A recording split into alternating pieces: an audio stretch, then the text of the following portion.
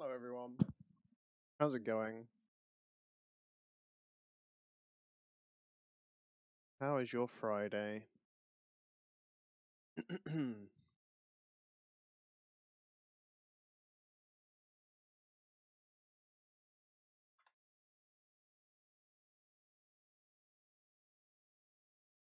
Hopefully your Friday is looking pretty good after taking a quick look through the cryptos especially.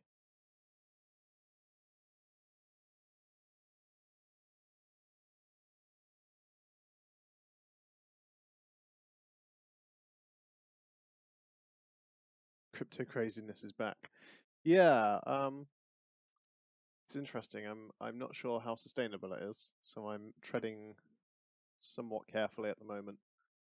I don't really. There's been the news about the Sharia law. There's been the news about Japan's data that I was just checking out.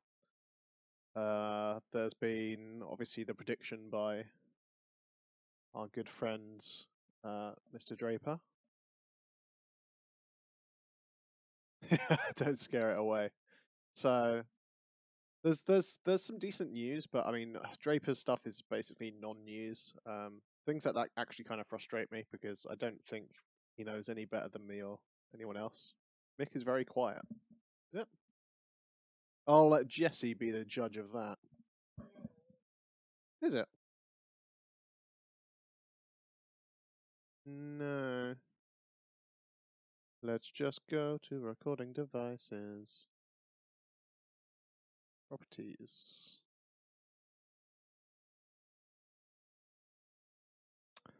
That's probably why. How about now?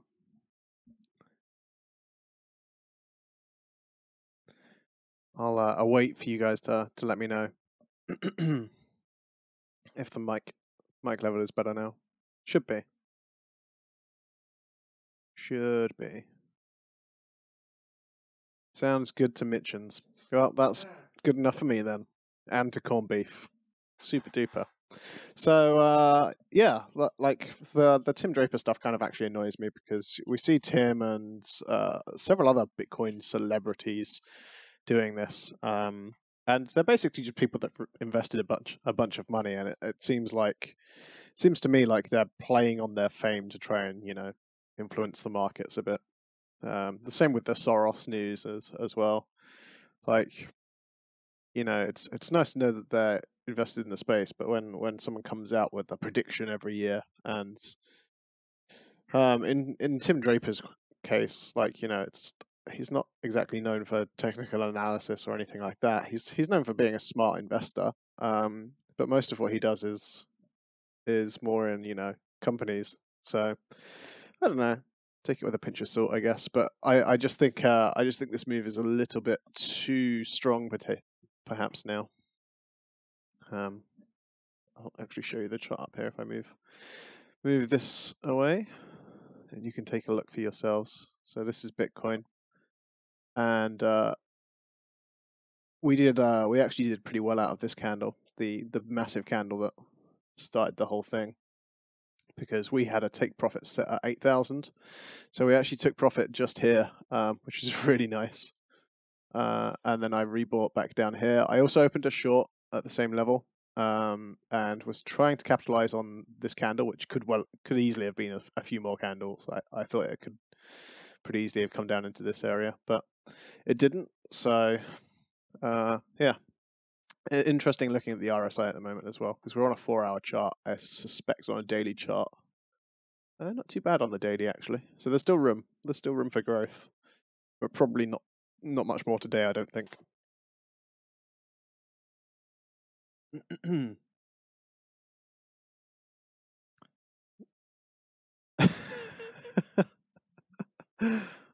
must plant some grass seeds. Solid. Go for it.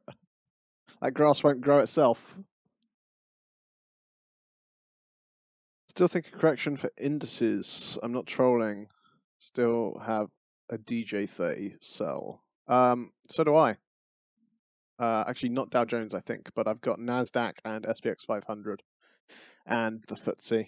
So, if I come over here, You can see, yeah, so here's the SPX.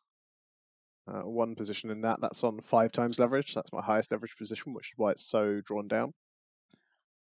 And then I've got a NASDAQ one, which is 2x.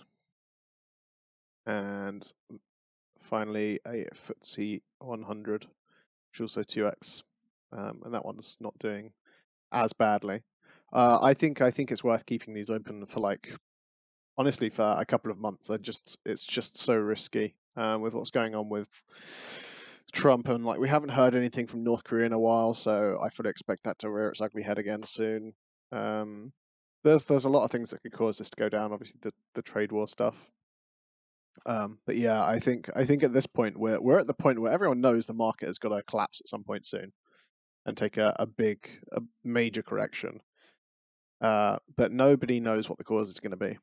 So everyone's just kind of on edge waiting for that cause to show itself. And until it does, you don't want to go nuts. You know, I'm more than happy to be potentially losing, you know, these trades, because if the market doesn't collapse, then we're doing fine on our other trades. But if it does, I want to have something that's capitalizing on it. So we'll still be drawn down if the market crashes, unless I catch it like really well. But we will be in a healthier position than if we were doing nothing.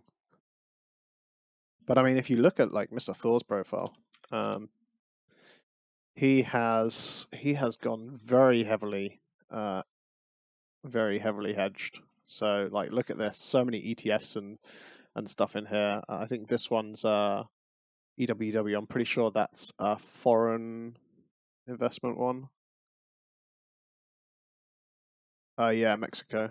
So what else has he got? I think he might have like a Brazilian one and a few others. Yeah, there's the Brazil one.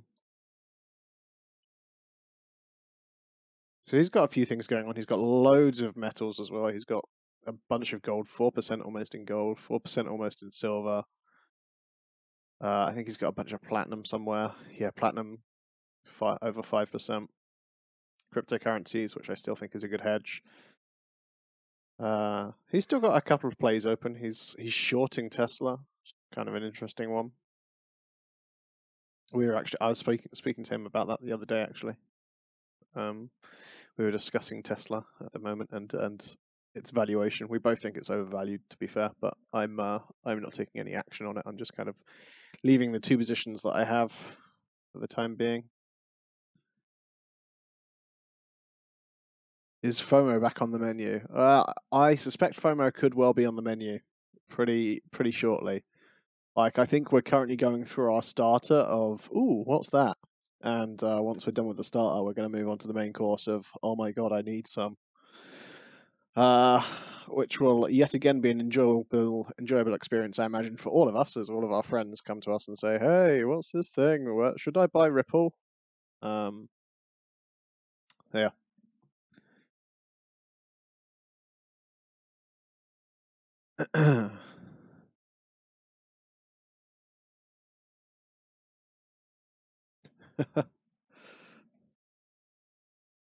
My oil shorts are popular as ever at the moment. Everyone is loving a bit of that. That's a bit of sarcasm for you.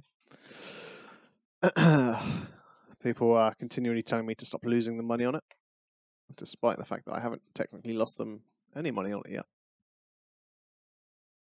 I think I'm not sure that this Syria situation is actually going to kick off into anything, to be honest, but what do I know? There's an interesting situation developing in Iran with their currency at the moment as well. They're looking a bit on edge. I haven't read too much into it, but I've seen a few headlines knocking around. So it's interesting because Iran is one of the countries that suggested building their own cryptocurrency to avoid tariffs on oil and such. So we'll see if that plays out, and if it plays out in the same way that it did for Venezuela or not.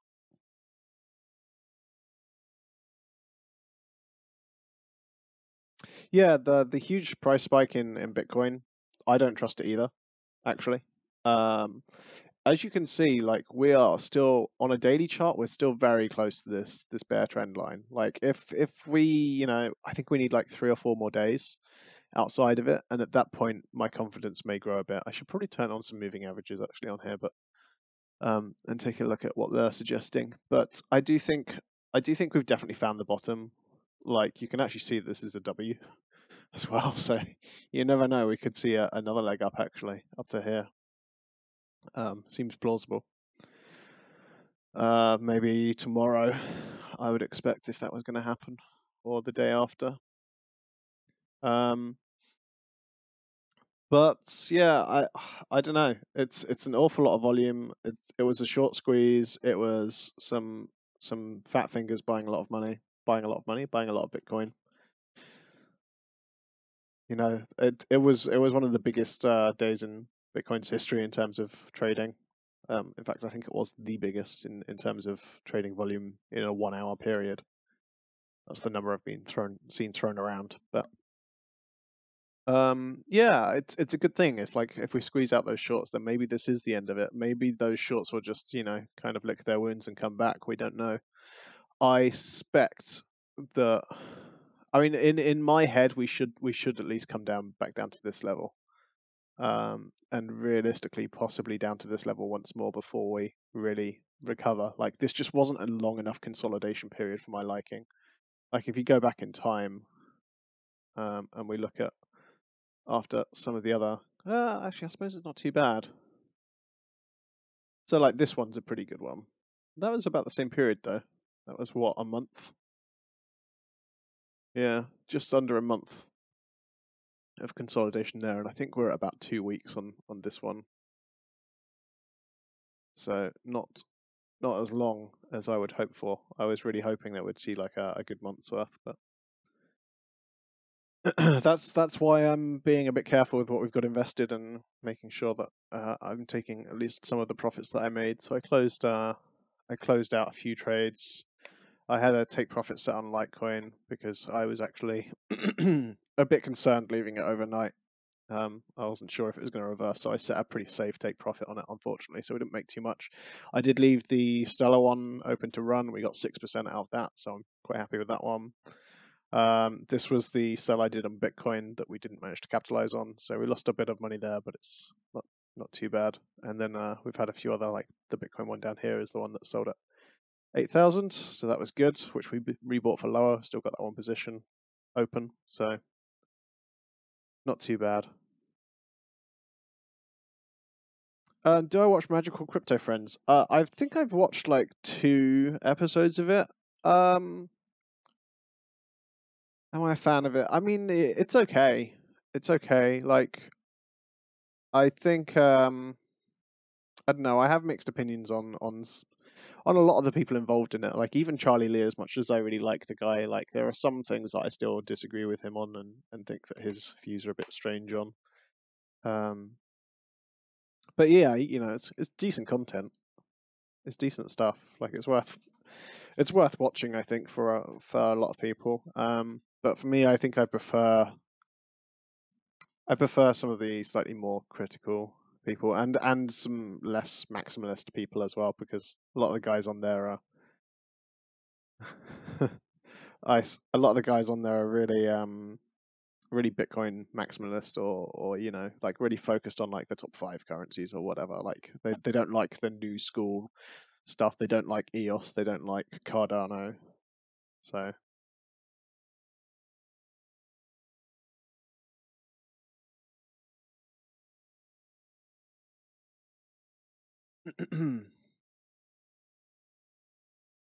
yeah, exactly. They don't have a positive view on many of the new currencies. I mean, Charlie Lee came out and said that he was a fan of Nano, which was nice to see, because I think that Nano is a good project. Yeah.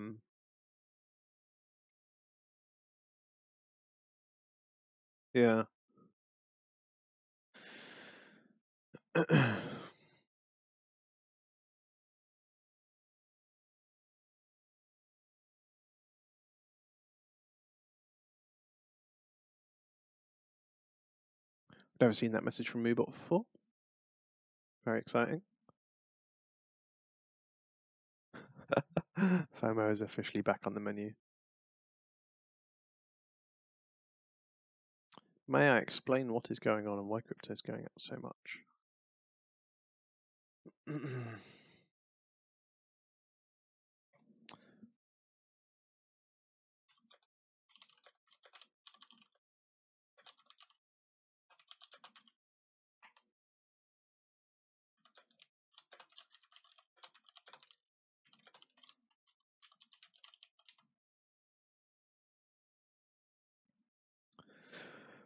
just tuned in, any updates on how you see the year going forward for cryptocurrencies? I mean, I'm still sticking with like my original estimates from the beginning of the year, which is somewhere around 50K for Bitcoin, and similar for other currencies. I still think that EOS will find its way into the top 3 cryptocurrencies. For a brief period, yesterday it was above Litecoin.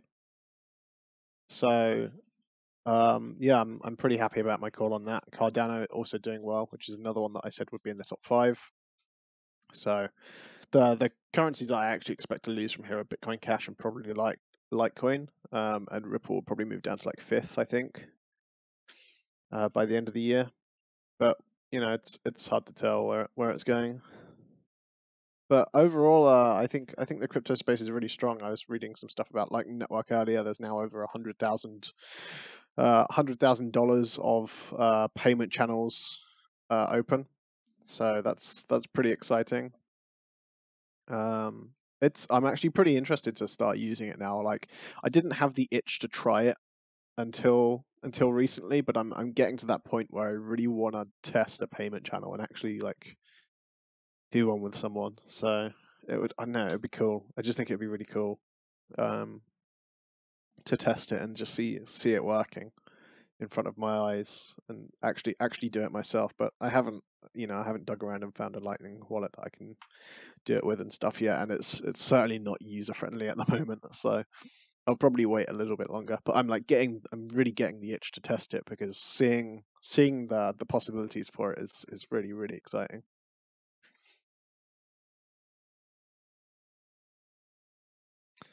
Any other surprises on regulation land? Honestly, I don't think there are that many big surprises left. I think the US has made it quite clear on numerous occasions that they are happy to ensure that everyone is doing things by the book and that they're paying their taxes, and that ICOs are called out for being shit when they are shit, and scams and stuff like that are actively chased around. But realistically, like, even the US, they're pretty relaxed about it. I think all of the EU is pretty relaxed. I don't see anywhere in Europe taking a hard stance on it. Possibly the UK, but I don't think so. I'm trying to think of what else really. I mean, I think China is going to take a long time to change its mind on it, but that's China for you. Japan is looking super, super promising. South Korea is an interesting one. I think the population there is actually quite similar to Japan in terms of how they view it, and so it's going to be hard for them to really try and go in heavy on regulations there.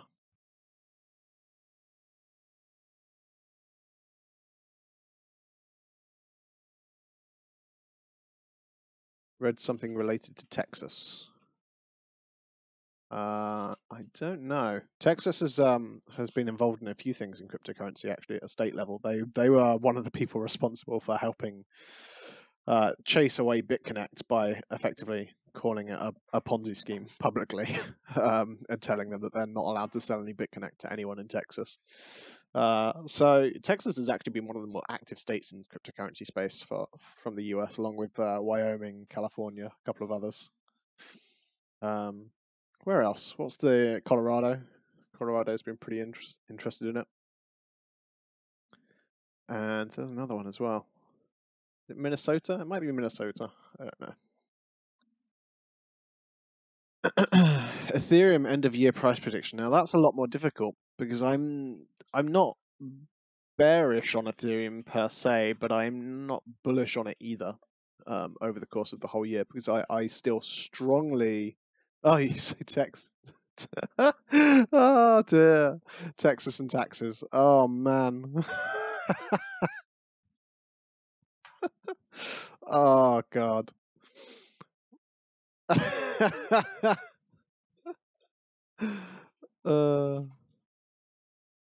Is it... hold on, where's the original comment? I don't know now. Taxes, yeah. I think the taxes stuff is overstated. I really do.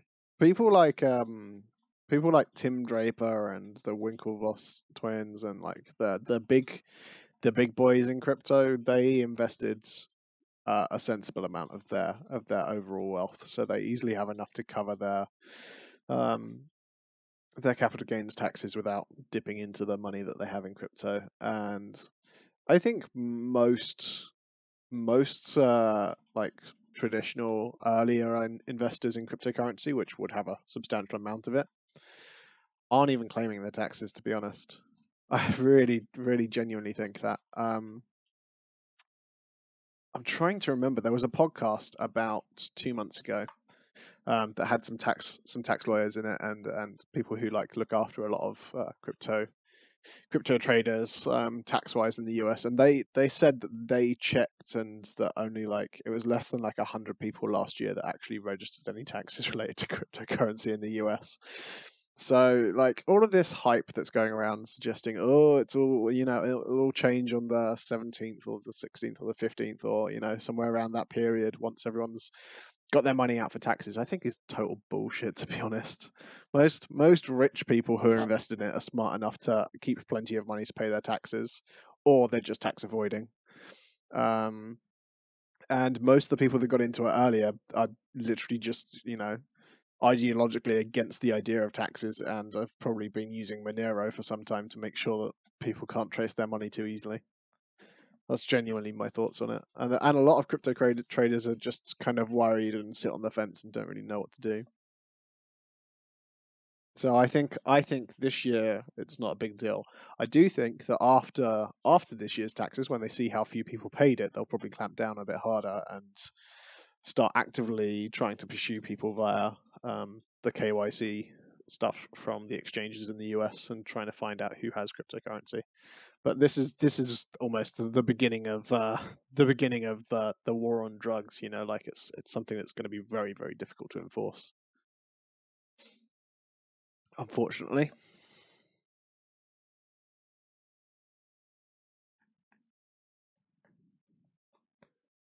Any top 15 coins that are going to drop substantially in value in the next year? Is Verge in the top 15? No. But if it was, I would have said Verge. Verge has got a long way to fall. Verge is a shitcoin. Total shitcoin. Shouldn't even be in the top 100. What else? Tron possibly should be falling outside of the top 15.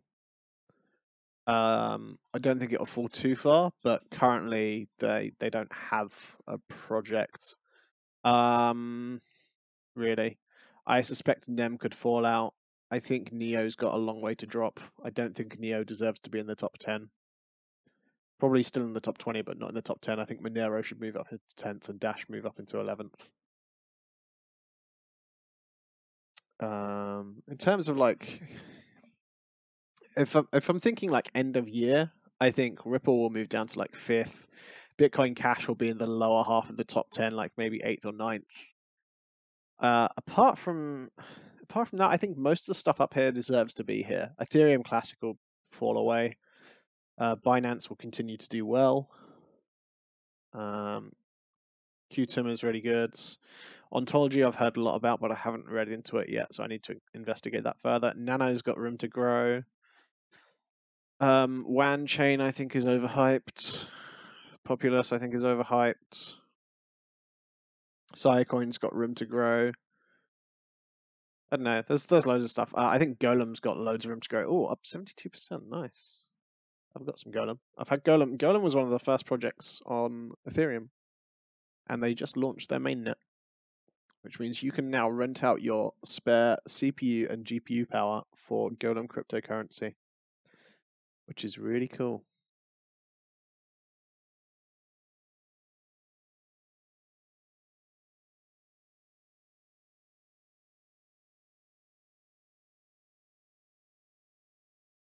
Let's see.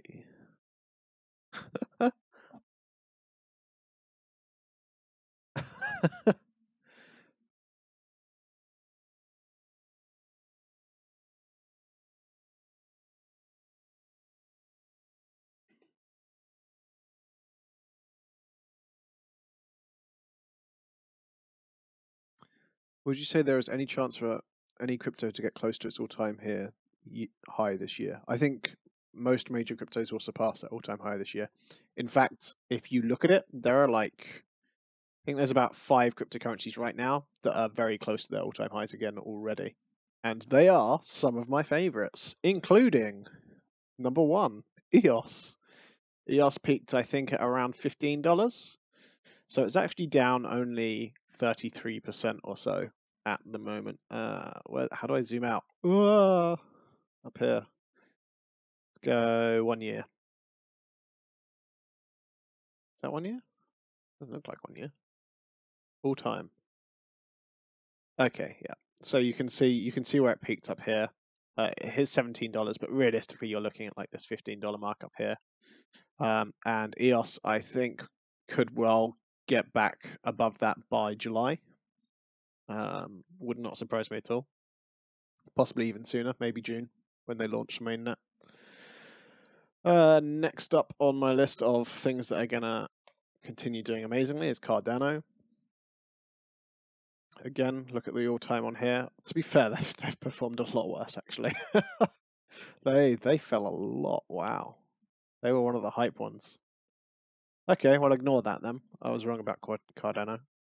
Definitely. What's going to surpass its high is Monero. There's another one that's going to do it. Look at that. Monero is basically already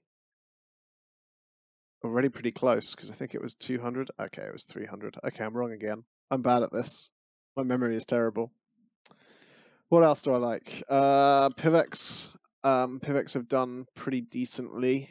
I think they're at about $5, and their high was around $10. So they're 50% at the moment. So they're still doing better than most. Oh no, even that was higher than I thought. Man, my memory is so bad. I just blanked out this area entirely. It's probably because I lost all my Pivex. Nano. Let's try Nano. See if I'm right about Nano for once. This is starting to get embarrassing.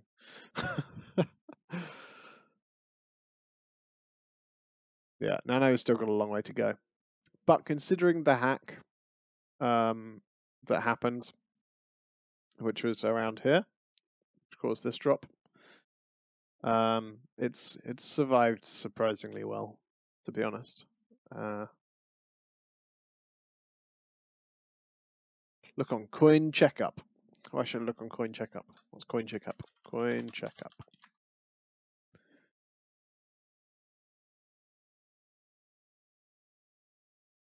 Does it have a dark theme? Because this hurts my eyes. Man. Where's the dark theme button? Oh, that's not dark enough. Ugh, this color is horrible.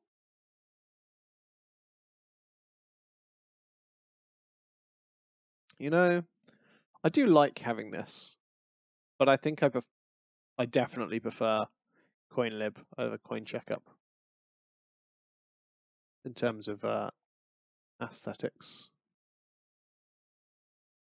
They have an algo score.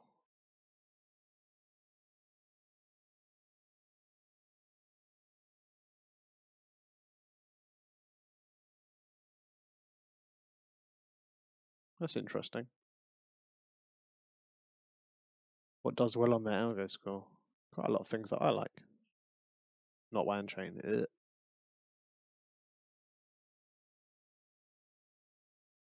Did you buy it?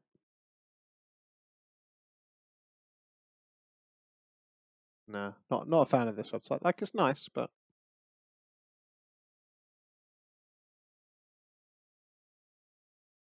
really, I think Tether's the big winner, isn't it? Good old Tether. Bytem's done well. I heard about that again recently. Why did I hear about that? That was in one of the ratings things. I need to look into Bytem and see what that is about, because I don't know what it is at the moment. DigixDAO, they're launching their mainnet soon, I think. So that's probably why they've done well. They should, in theory, become a non-correlated cryptocurrency, which will be nice.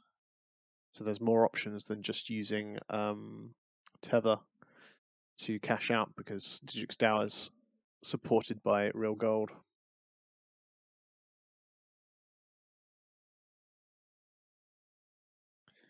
Anyway, back to eToro, and things are looking slightly worse, except for this short, which I considered opening a lot earlier and didn't, and I'm now very happy that I did at least open it.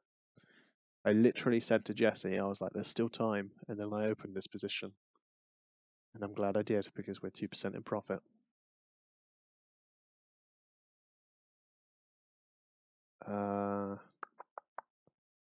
Gold is doing okay. Solar Edge has taken a bit of a dip. It looks like everything has taken a bit of a dip. Microsoft was only down 1% at the start of the day, and now it is down 2 for me.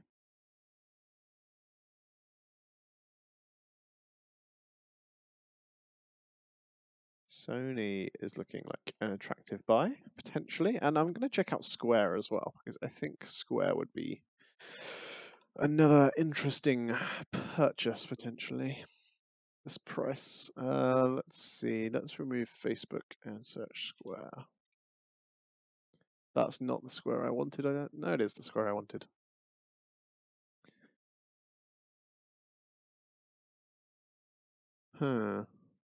Interesting. You can see the last time I really actually looked at this. So we did come back down to this support level. And is this another dip on a move upwards still? Don't have too much support from the RSI. We have a little bit. Looks like it's just dropped with the rest of the market.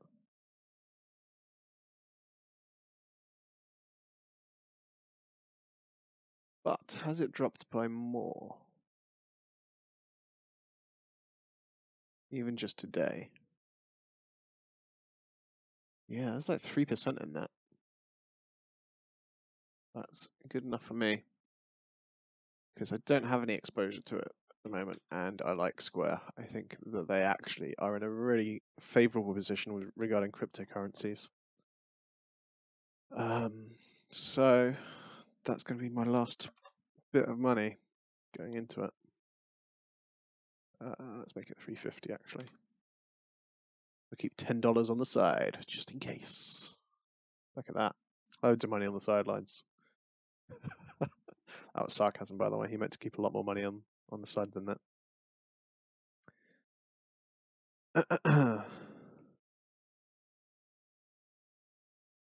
Good going. Started to sell GBP USD.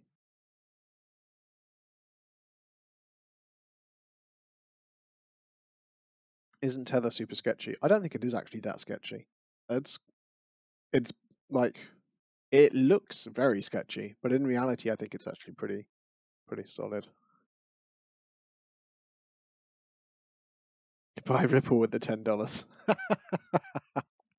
That would be very funny. Just have one token Ripple. I should just buy 1 unit of Ripple.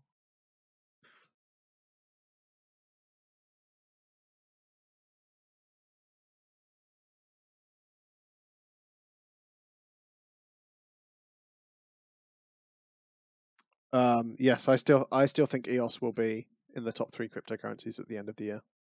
100%. I'm like, it's the most confident I am on anything. And Chris is so confident that he just got rid of all of his other cryptocurrency. He just has EOS. He's like all or nothing on EOS. Which is gonna end in tears, probably. Or substantial celebration.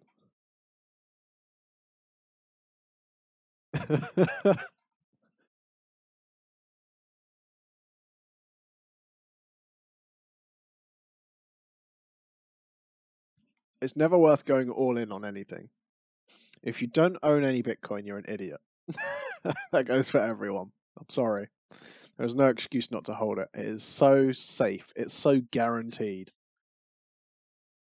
Like, I mean, it's not actually guaranteed, obviously. Financial disclaimer. Not trading advice. Please don't sue me. But, like, Bitcoin is like a dead cert. It really is a dead cert in the long term. Because Lightning Network's so good.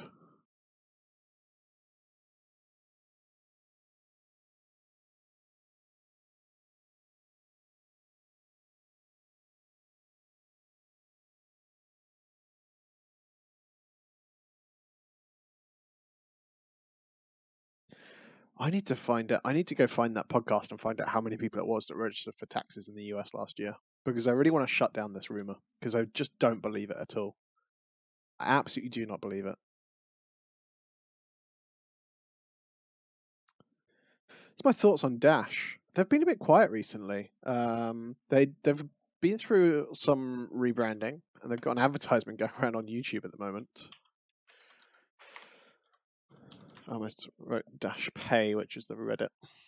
They still haven't done their website though, which makes me a bit sad. But they've been working on it. What was the video I watched recently? Not on here. I did watch a podcast from the Dash team recently.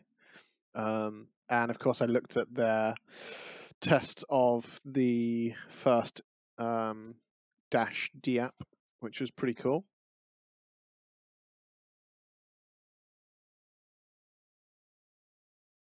Yeah. That's what people were suggesting. People were suggesting that a lot of this crash was caused by people withdrawing profits to go and pay their tax bills. And that once the tax bills are out of the way and April is, behind us, that we will recover. People said this last year as well, and I just don't believe it. I don't think it makes that much of an impact, to be honest.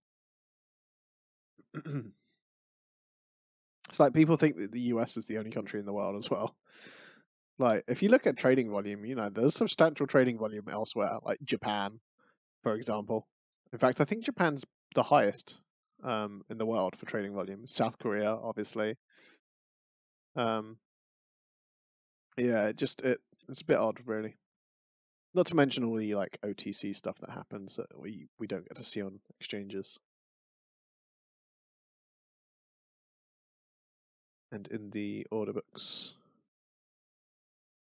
Best platform to get a wallet and get EOS. So the best place to buy EOS, in my opinion, at the moment, would be Binance. And you can keep it in Binance if you want to. If you don't feel confident in using a wallet yourself, obviously, like there is a risk with that. It is on an exchange. But Binance have proven themselves to be pretty trustworthy and pretty resilient. And they are registered for the token exchange in June, so you don't have to worry about that when the mainnet for EOS launches. If you're looking for a wallet, then Exodus is the easy choice. If you're looking for a hardware wallet, then Ledger supports EOS.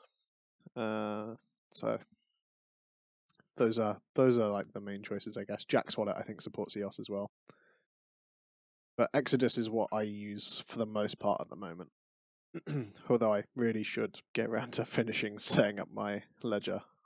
There was an update when I bought them, and I've just not really bothered because it took so long to do the first one that I've not bothered with the second one yet, and I've not moved any funds over. So,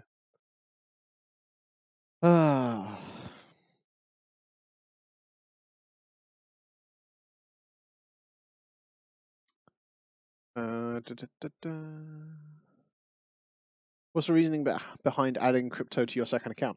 Honestly, it's easier than using an exchange, and I'm really lazy. That's it really. It doesn't just copy other traders. Like it's where I just want to put more money, I guess. And I just saw the dip and decided to buy a bit of it. And in hindsight, I bought halfway down. So, but as I've said many times, my second account is not designed for copying, because you would need substantial money for it to really copy these things correctly. So this is my second account. But overall, I'm pretty happy with this portfolio, to be honest. I think it's performed really quite well. If we take a look, this year, it's done pretty well. And I've been slowly adding to it over time. And I plan on continuing to add maybe 5 or 6 more things, maybe a couple more copy funds. Wrong screen, you're right. Sorry, my bad. There you go.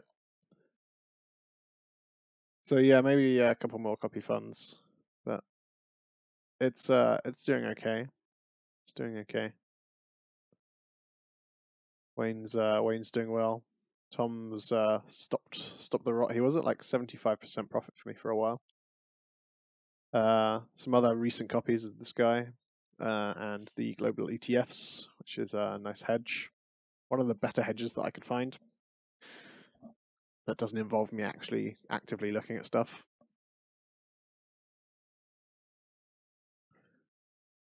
Yeah. So that's that portfolio for the moment. I'm not sure who else to add actually. I really want some good like commodity traders, but I haven't dug around to take a look for anyone. And I think TST investors. Oh, I'm already on TST Invest. Maybe someone else that's like him and does a lot of. Maybe it wasn't TST Invest I'm thinking of. Yeah, no, I think it was TST Invest. There's one guy that does like loads of ETFs that I was looking at copying.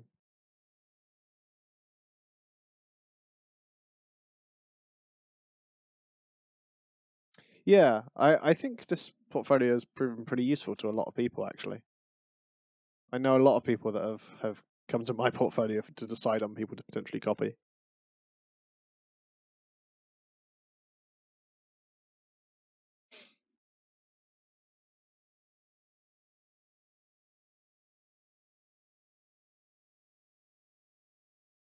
Short some more oil on my second account. That's not a bad idea actually. Especially at the price now. Because it's at 67 now.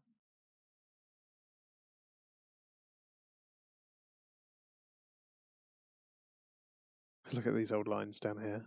From where I first opened my first short was like here, I think, somewhere.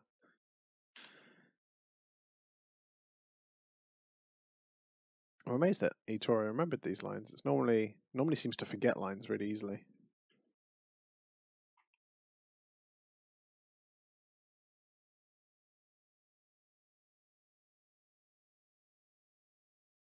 Definitely use your second account to find other copiers.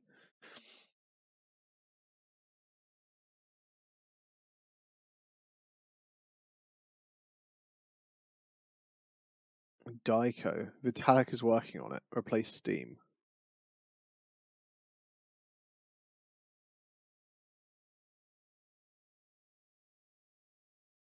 It's not that I don't like ICOs. It's just that most ICOs are terrible.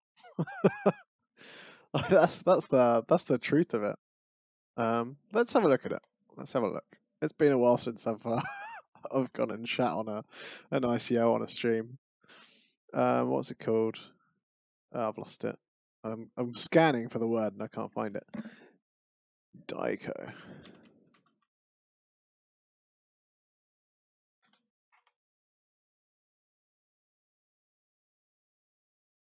Ooh, there's Vitalik. Oh, DAICO.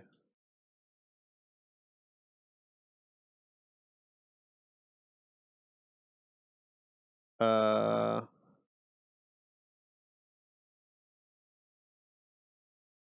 this is nothing to do with gaming, unless I've missed the boat.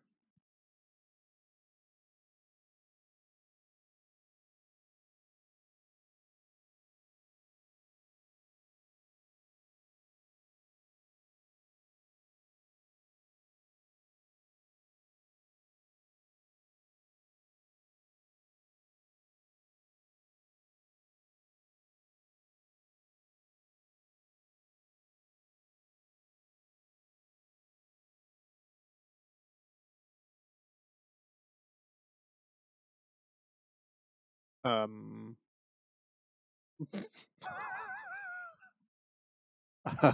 um, just gonna scroll past that. Oh dear.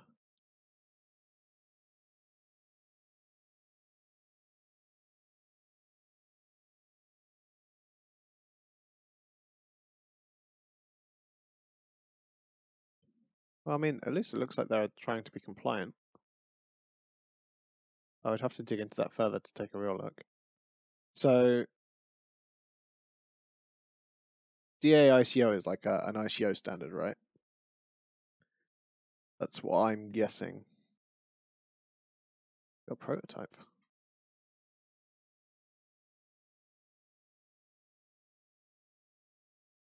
Distribution platform.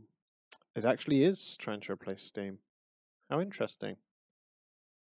But what's it being built on? So they've actually got download as well. Interesting.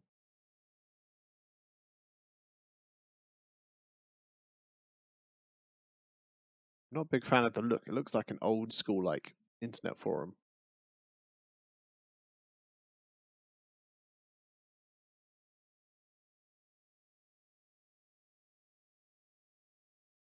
Haha, I knew their monetization would be in here somewhere. Oh, I hate referral schemes. They're just so scammy.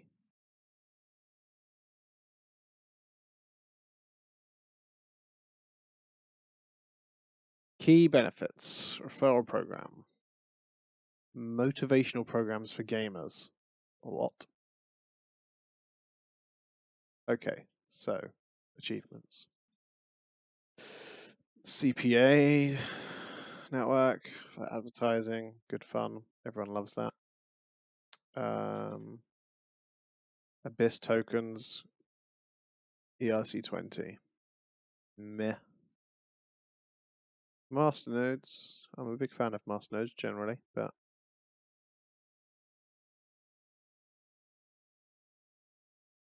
that needs a bit more reading to see what they're actually using it for.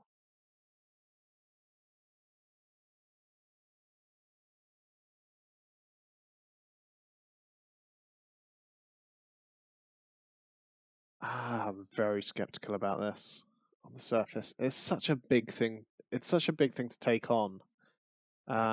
It is possible, but I'm intrigued as to how they plan on doing it.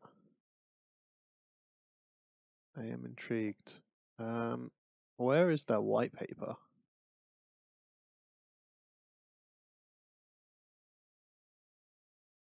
Yeah, looks like it is a competitor, Zenio. Where is their white paper? They've got a video. I don't care about your video. This font is horrific, by the way. Let's have a look at the team. What?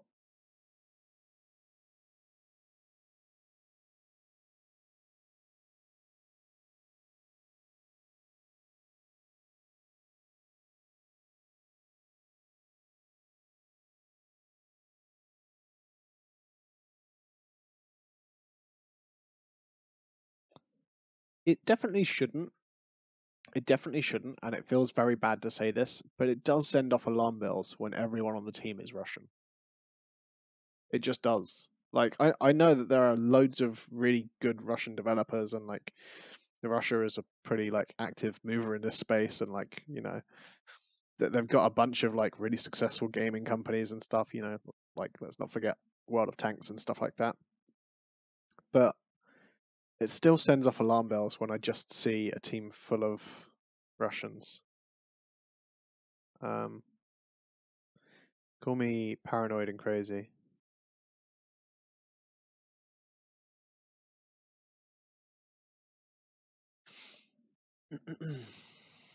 So far, there's nothing that really stands out to me as that good about this, to be honest. Let's have a look at this thing. This looks interesting.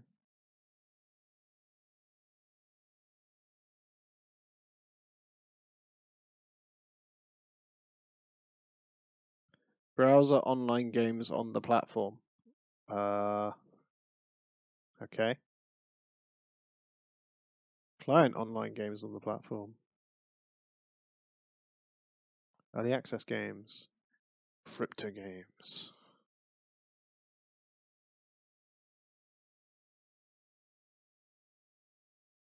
I'm just looking down and seeing the things that it's got that nothing else has got.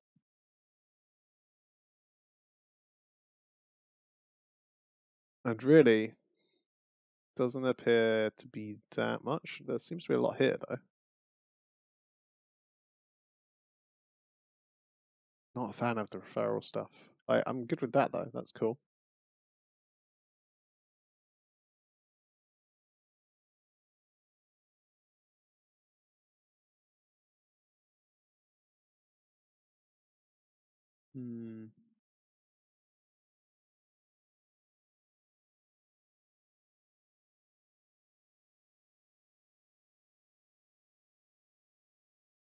I don't know. There's a lot of simple stuff here. What I don't see is if the actual content is decentralized. Like, where are they storing it and all that kind of stuff? Yeah, receiving payments for achievements is a really cool concept and something that I'm very interested in.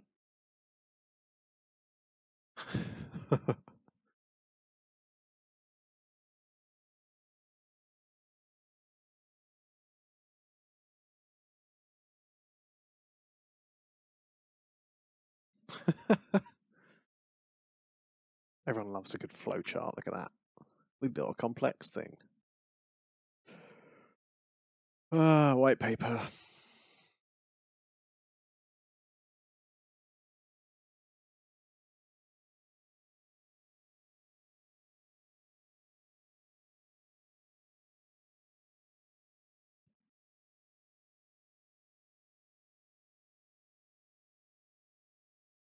Blah, blah, blah, blah, blah. God, it's very wordy, isn't it?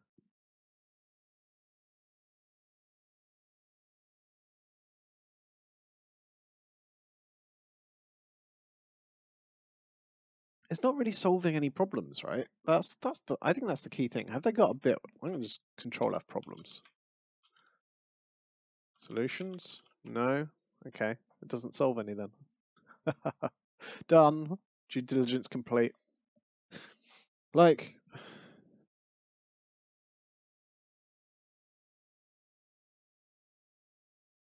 I don't know. I mean, it's gonna need a bit more research. Maybe I'll do a review on this. This seems like the kind of thing I'd like to do a review on. I do like gaming-related cryptocurrencies because most of them are really, really, really badly thought through.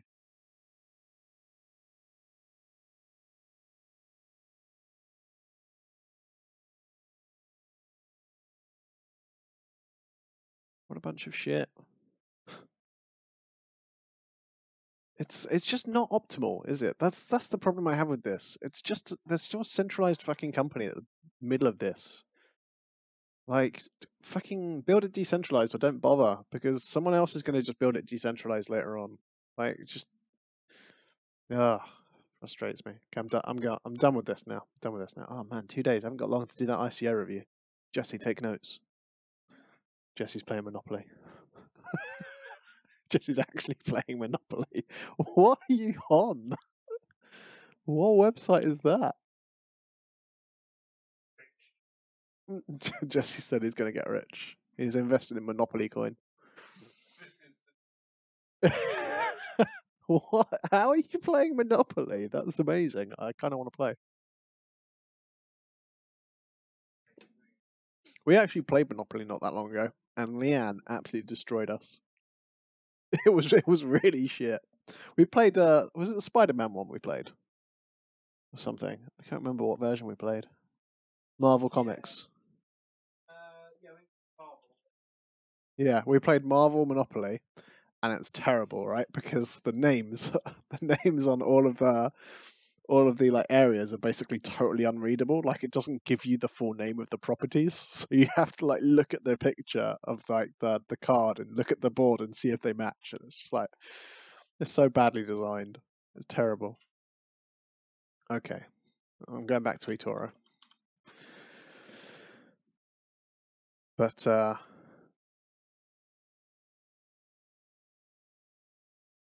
yeah, they're supposed to be wordy, but like there's wordy and like they're also supposed to be more scientific. Like it's meant to be pretty direct and to the point, right? Like you don't want to just fill up space for the sake of filling up space. And that's a little bit what their white paper felt like. But I do appreciate that it is a white paper and not a fucking pitch deck. So credit to them there. Could you please answer the question I asked the other day, if you don't mind? What platform to trade alts? Thoughts on the effect of any regulation affecting coin offerings?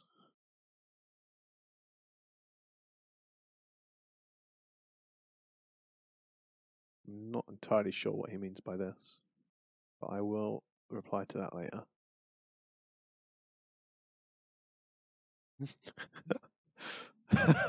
Another successful ICO.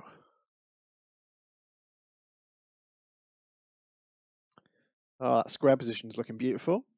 Happy about that. Let's go and bring up the chart. Let's go find the chart, boys. Where are we at? Let's take it off a 4 hour because we don't want it on a 4 hour for a short-term trade. Okay, so anything above 49 is going to be a good exit point, I think. Maybe not 49, a bit higher than 49. If we want to do it as a day trade, which I kind of do because I don't have much balance, so much available funds, so I don't want to be like investing for too long. There you go, that was a 0.02% close. No. Oh, I'm funny, aren't I? I'm a funny guy.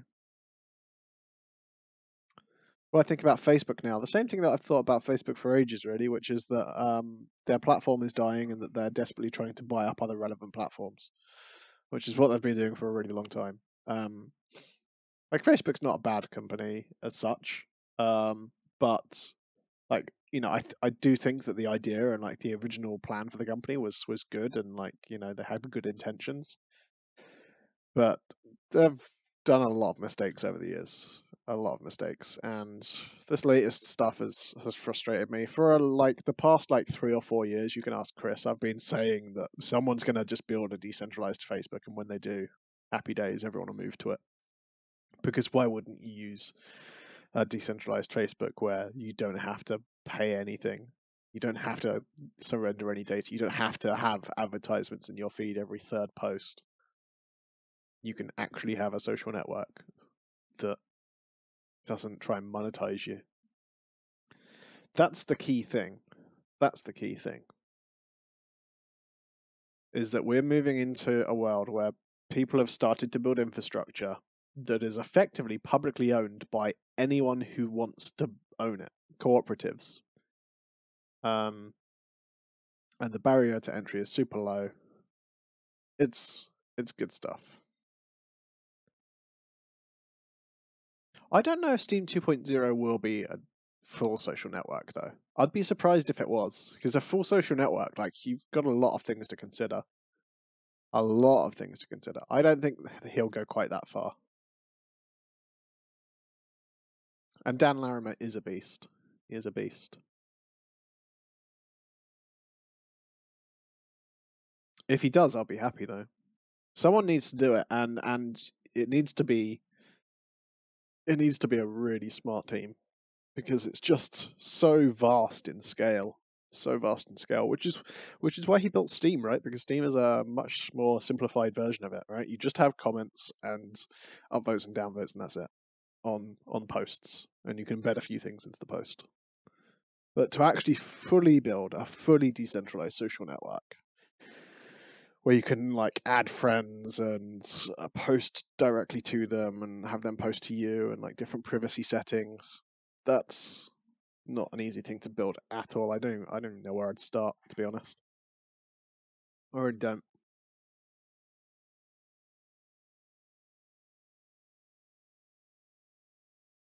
Man, I made a pretty good guess on how the parabolic SAR was going to do on this trade, didn't I?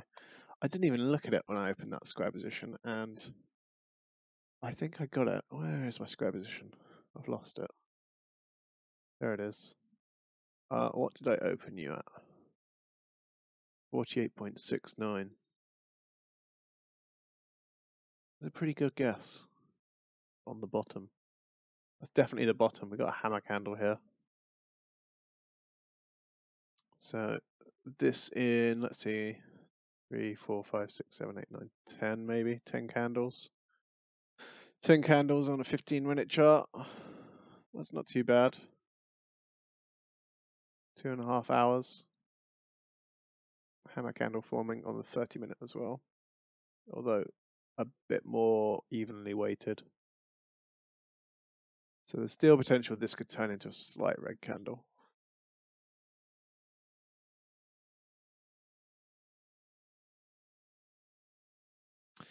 How does the new social network decide on what content to police? People vote? ? Basically, yes. What I imagine will happen is that there will be a few different ones, and some of them will have much easier enforcement controls than others. And perhaps it will be split into like different communities, and basically people will choose which one they want to go on. And there will be social networks that are posting stuff that is very bad and very illegal in most jurisdictions, and there won't be much anyone can really do about it. And that's not great. That's not great, right? But I guess it feels like it's a potentially a necessary evil. I don't really know how you can ever stop that from happening. Inevitably, it's going to happen at some point somewhere. I don't know. It's a difficult question, isn't it? On like how you can protect people from things like child pornography and like terrorist recruitment videos and like stuff like that. So there's a cryptocurrency called Mastodon, which is one of the first attempts at a decentralized social network. See if I can find it. Here it is, yeah. So this basically lets you create like little communities. And I think the point of that is that you don't see everything. You kind of pick which community you want to be in. And I think this is kind of trying to compete with Twitter, but as I said, it's a more closed Twitter where you have little groups inside it. So yeah, I don't know. I guess it would have to be to do with voting and stuff.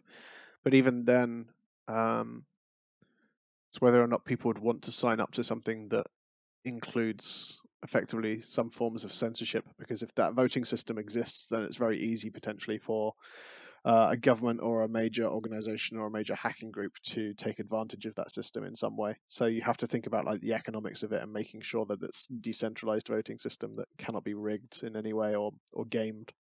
That's the real challenge, I think.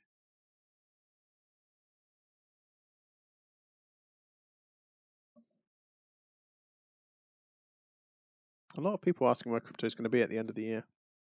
Everyone's committed to selling it on like the day before Christmas or something.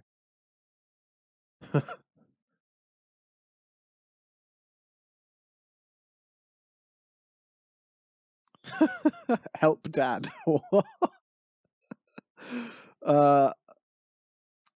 You invested in Dash and Litecoin at 750 and 250 respectively. That's not the worst. That's not the worst pricing. Like that's really not that bad in the grand scheme of things. So I would pretty much just sit tight, to be honest. I suspect within a few months we will be closer to those kind of ranges. Dash, actually, if I have a look over here and take away our Bitcoin and maximize our Dash, you can see where Dash is. I mean, yeah, Dash is doing well. Look at that spike there, volume crazy.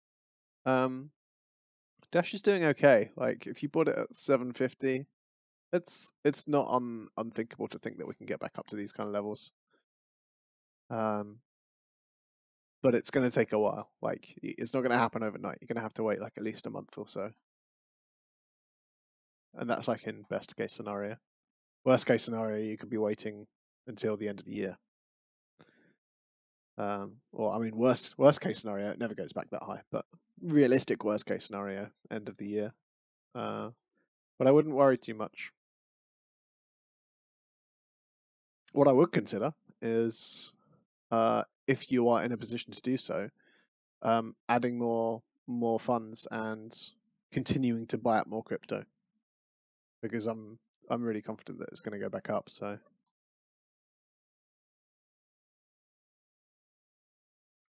what do I think about XRP and XLM in their future? It's a good question. What do I think about their future? I mean, I've said for a long time that I'm not very confident in Ripple. They have started to decentralize a little bit, but until they take care of the problem of them owning 60% of the funds, even if they're in escrow, I don't care. I know a lot of people are like, oh, it's an escrow. Doesn't change the fact that they still own it. Yeah, until they tackle that, it's just not something that I think is that likely to take off. I think there's too many people like me that will see that someone owns 60% of it and be like, nope, don't want that. Stellar, on the other hand, I mean, Stellar's got a lot of funds locked up as well, but they've actually got like a full release schedule and stuff for it. And of course, they're a non-profit, which is important. So Stellar, I'm slightly happier with as an investment, like ethically speaking. In terms of like how they're both going to perform, I don't really think Ripple's plan is going to work. Right? They basically want to make Ripple the reserve currency, or XRP the reserve currency of the planet. That's the idea, right? It becomes like a settlement layer. And currently, most things are settled in US dollars, like gold and oil and commodity contracts and stuff are all settled in US dollars. And they want to start getting currencies to settle in XRP, and then when that happens, it seems likely that they could get other stuff to settle in it as well, and effectively build a world reserve currency. It's a bit far-fetched, and I don't think any government is really going to be that keen on letting a company be a reserve currency for the planet. So, as a result, XLM is the one that I lean towards. I think it's got a bit more potential. They've done a few pretty good partnerships so far. Nothing extraordinary. I don't know about its shelf life yet, but currently it's still strong at the moment. But I think things like Lightning Network and stuff are certainly going to make life a bit harder for some of these cryptocurrencies.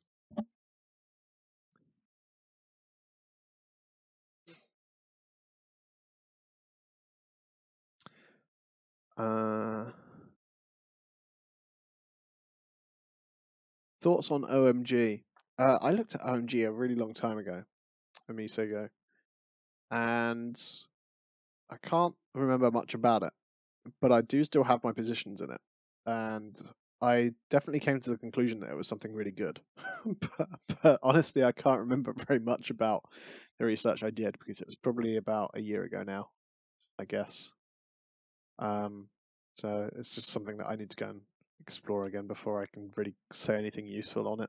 It's not something that I've kept up with. Like most of the projects I invest in, I keep up with reasonably well, like Pivx and Augur and Golem and EOS, Cardano, IOTA. But yeah, OMG was a small position, so I haven't really kept up on it so much. And it was also like a more complex technology, I guess. So it's always a bit more challenging to try and motivate myself to go and read up on it. Oh, Square. Why did you do that? I wasn't looking. Oh, that's a shame.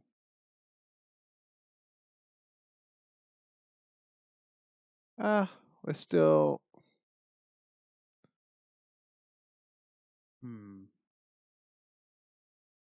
Are we still?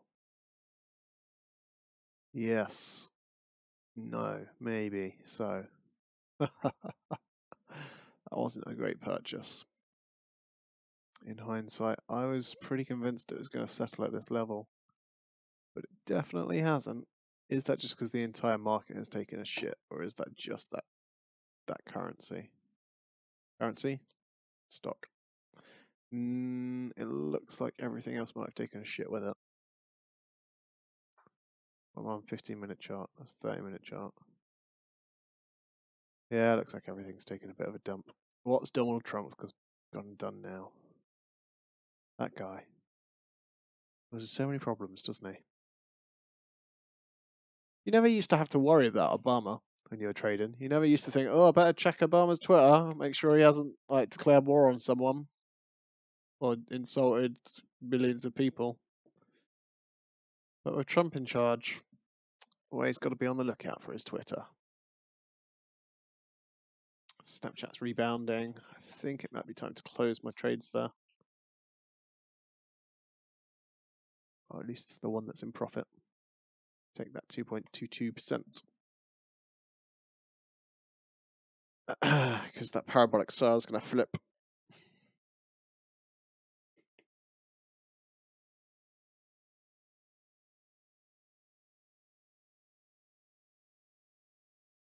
Sudden rise in crypto.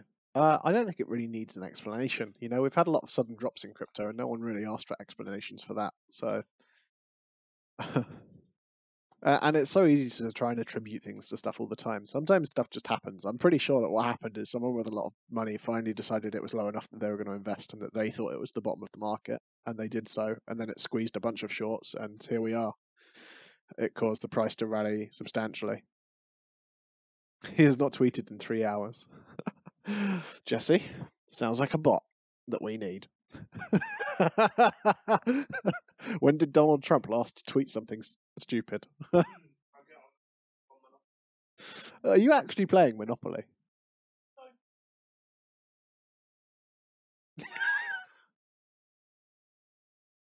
What is this that you're doing? So, to explain it, I got an email from the National Lottery. Like, we've experienced some suspicious activity on accounts. Advise everyone to change the password. So I was like, okay. So I log in, change my password, and find out that there's £8 in my account. Oh. So I was like, oh, I'll play like one of them shitty scratch cards. Yeah. And I keep winning money. I've now got £6 left in my account. I've played like 8 of these games. I keep winning money. Amazing. Yeah, so, you know, if I get 50k, I'll put half of it in Bitcoin. Jesse is trying to work his way up to 50k on lottery Monopoly out of the £8 balance he has.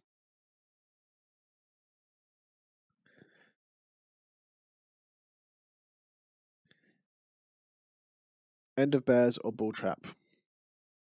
Is rise past few days sustainable? Wanting to stop off on a bit more, but don't know if this is the right time to buy. First of all, I think the question to ask yourself is: do you have any already? And did you buy near the bottom? Do you have any buys at a lower price than this? If the answer is yes, then I would not necessarily look too much to be buying more just yet, and potentially wait for a small correction. If the answer is no, and you don't currently really have any good positions in Bitcoin, then I think it's probably worth picking up a small one within the next couple of days. Is what I would suggest.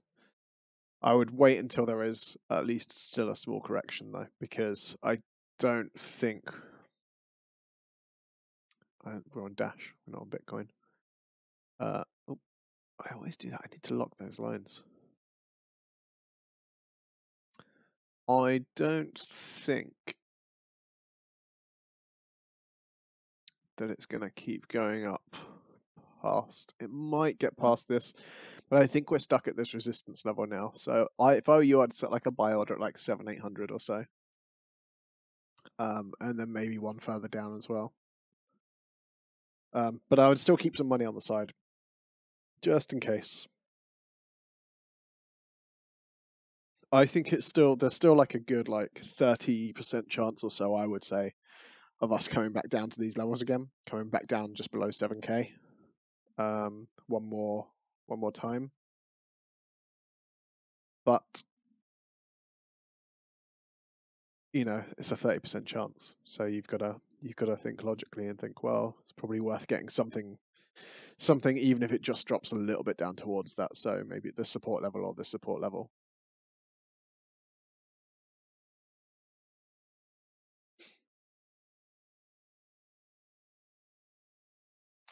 What's my strategy with gold? My gold is purely there for hedging. I'm just kind of actively-ish trying to trade it at the same time as keeping exposure.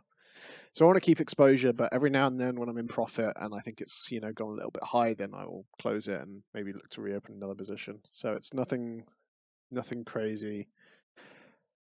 Just like really basic TA that I've been doing a little bit. here and there, and just kind of not even TA really, honestly, just looking at the chart and being like, oh, it's a bit high, oh, it's a bit low, and kind of taking profits in between while keeping exposure, because if the markets do decide to tank, then gold should do well. Although so far it's done surprisingly not that well. Like, it's done okay. But yeah, that's the plan. So I've got relatively low leverage on them. 1 2x and 1 5x, I think, on gold. Yep. And then on silver, I've only got 1 position at the moment, but I usually have 2 there as well. That's a 2x position at the moment. So maybe I could have kept that Snapchat position open a little bit longer, because this one's heading towards some green.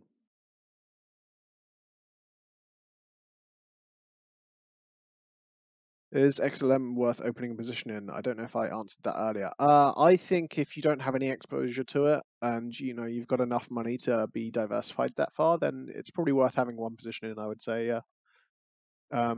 XLM I have more exposure to than most cryptos on eToro.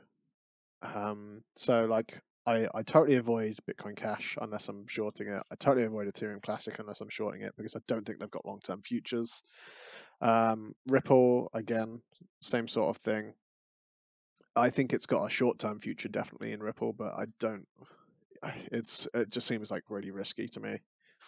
Litecoin I'm reasonably bearish on, so I only have 1 or 2 positions in that, which is the same as what I have in Stellar. So my Stellar's down here at the moment. I did have 3 positions. I closed one earlier in a small profit at about 0.227, I think it was.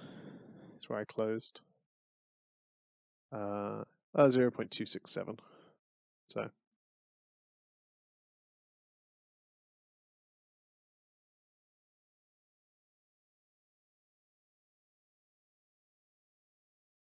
did I have a look at Morpheus Network? I have not. Morpheus used to be a file sharing service a long time ago.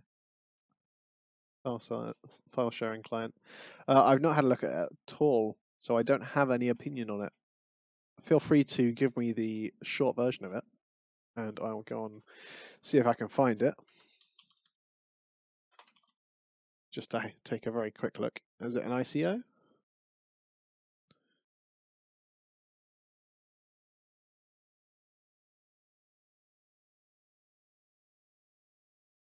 Things like this. Why? Why do you need pop-ups saying that someone has bought in? Okay, so my opinion on Morpheus has been made up, because as you can see, they have this man here. His name, for those of you that are not aware, is Charlie Shreem. And Charlie Shreem has been involved in multiple scams and frauds in cryptocurrency. And I used to like him, and I used to think he was an honest guy, and I gave him the benefit of the doubt. And then even after he got caught with involvement in the Silk Road and went to prison for a bit and then came back, I still gave him the benefit of the doubt and was like, oh, maybe he was just selling a bit of weed or something. Like, oh, who cares, right? But since he scammed Dash and has disappeared and is not responding to them, but is still quite happily going around joining other projects, no. Absolutely not. Like that alone, like if you're adding someone like that to your team, then you either don't care or you haven't done your research as a project like team lead. And I don't want to be part of that. Just the fact that he says he's part of the team is enough for me. And also, honestly, their website looks a bit shit. Like, it looks a bit shit. Big fan of them having paid someone apparently to draw pictures of all of their stuff, though. Very random. Look at that hair; it's all over the gaff. She's loving it. Man, that is an attractive guy, an attractive bald man.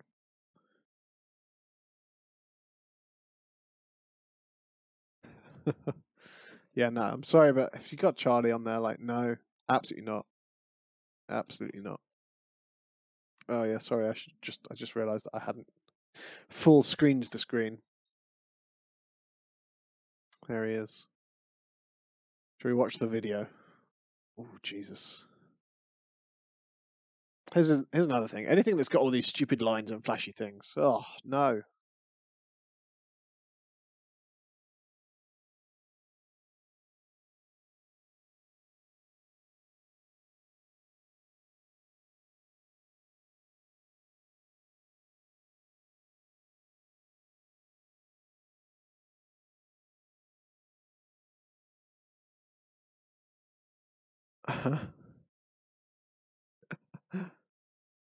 Can't hear it.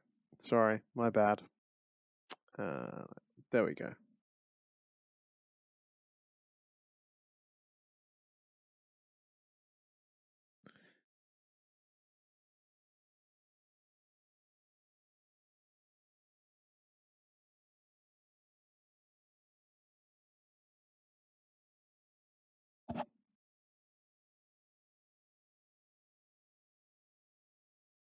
Still can't hear. What? Really? That's weird. You should definitely be able to hear now. Hold on, let me just test it and see if it's... Huh. Settings, properties. Let's make sure it's set to the right device. Okay, let's try now. Supply chain solution. I'll rewind it a bit so you see that. 45 seconds, let's start that. What is the Morpheus Network? It is an automated global supply chain solution. What does that mean? Global supply chain is such a huge, field, such a huge industry. It incorporates everything that's imported and exported. My background as an importer exporter has given me knowledge onto how to, accomplish these global trade transactions. The way they're done, we're breaking them up within a smart contract and using blockchain technology and non-blockchain technologies to optimize how people conduct global trade. Sounds boring. You haven't said anything useful. I'm out. I'm out. All he said is, using blockchain technology. Why? Why can't you be more specific than that? Like, clearly anyone who's watching this is already aware that you're using blockchain technology and smart contracts, but like just saying it doesn't say much. Why am I on YouTube? Close that.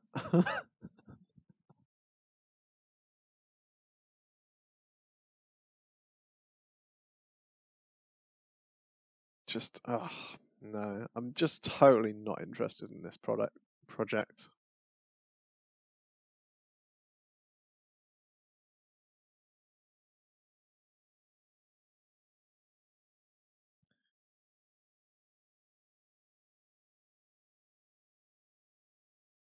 No, I don't see it happening. Don't see it happening. They're working with Swift. Why? Swift is old. It's really old. It's what we're trying to replace. There's like 20 projects trying to replace Swift right now.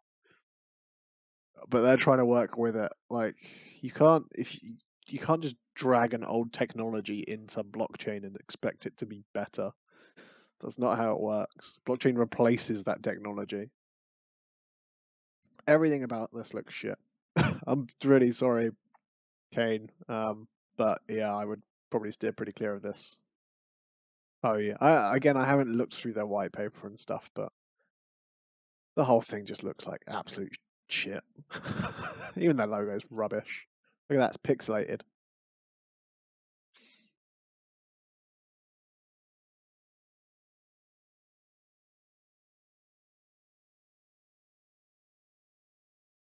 There we go. The world economy relies on an efficient global supply chain. Let's meet Maple, an eco-friendly car company, which is having some major challenges.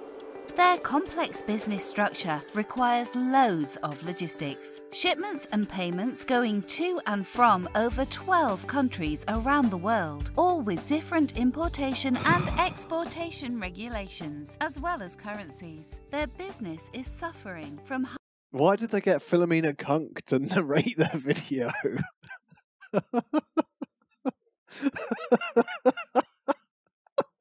high high banking fees and terrible It's conversion true, isn't rates, it? errors in documentation Errors and in improper document documentation. storage, expanding payroll to Oh, keep God. the supply chain running smoothly, slow release and document I feel- transfer. In fact, in global trade, over $2 trillion was lost in Oh, the past year don't throw your alone Ethereum due into to this. these As a rule of factors. thumb, right?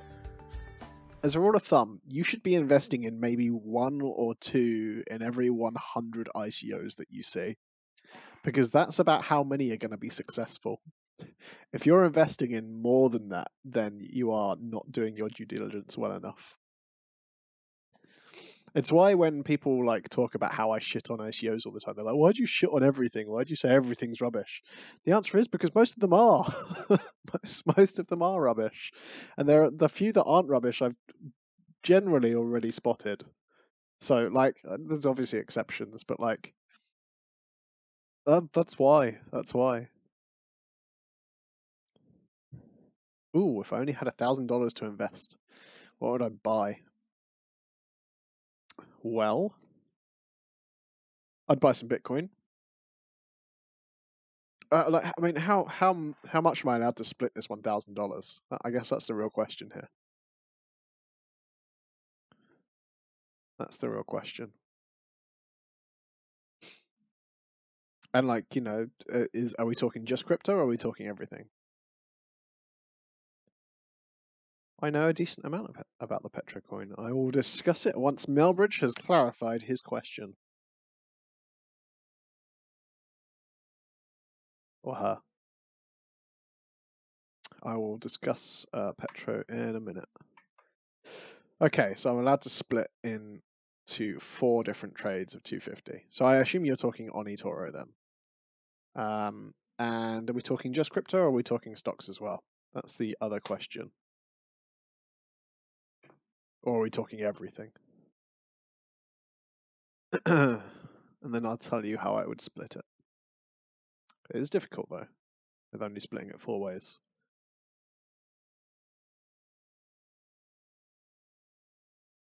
Anything I like on eToro. And for what time period? Last question. Sorry. I keep adding more questions. Like, what period are you looking to get return on this investment? I assume you're looking to just like hold it for a long term.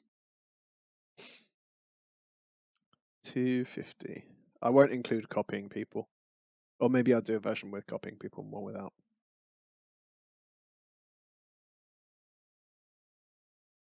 Let's see. 1 year. Okay. So, 1 year, 250 into Bitcoin, definitely. After that, let's see. I think I'd probably put 250 into Solar Edge. We want to try and keep it somewhat diversified, is the problem.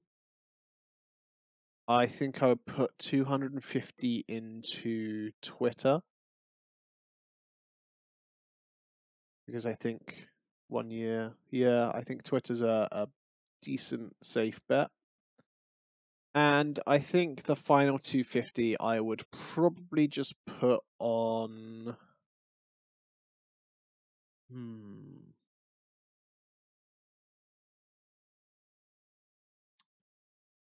Where would I put the final? Probably Microsoft. Microsoft's super, super safe. Microsoft is super safe. Yeah, I think that's how I'd split it.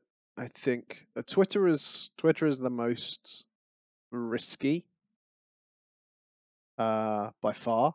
Solar Edge is pretty high risk, but very high reward. Twitter is a make or break. Like, it could, I think actually it's most likely to earn you a very small profit by the end of the year, but there is a chance that it could break out and do something dramatic. Maybe, 50 to 100%. Very small chance though. So that's, I think, what I would do. But yeah, Twitter's the one where maybe you could consider some other options. If I was allowed to copy people as well, then I would put 250 on Bitcoin, 250 into Good Going. Let's look on my second account. 250 in Bitcoin, 250 good going, 250 Microsoft still, I think, and probably still 250 SolarEdge, but I would be tempted possibly by someone like Wesley instead, who is going to trade those kind of shares on your behalf. Yeah, I think I'd go with Wes, or possibly Mr. Thor. Yeah, that's what I would probably do.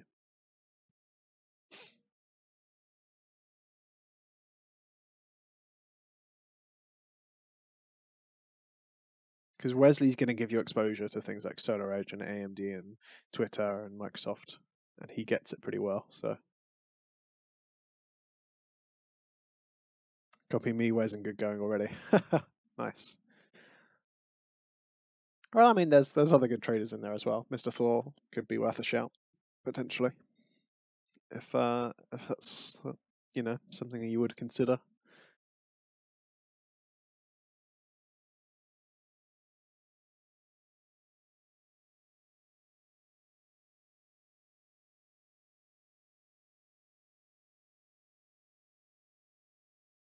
Let's have a look at my square. Where's my square going?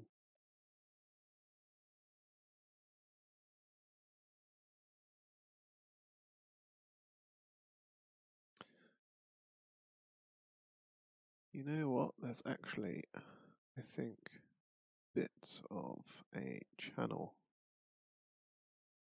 along here. And we've just poked out the bottom of it. But we've poked out the bottom right on a support line.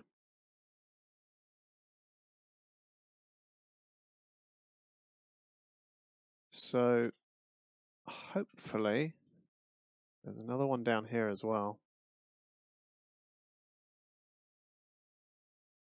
Hopefully our trade should come back up into this.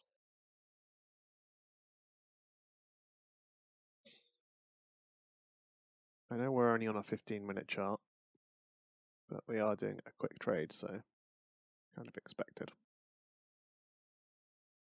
It has been a pretty long channel though, so I guess it's very plausible that this is the end of that channel and we're going to settle back down to this range.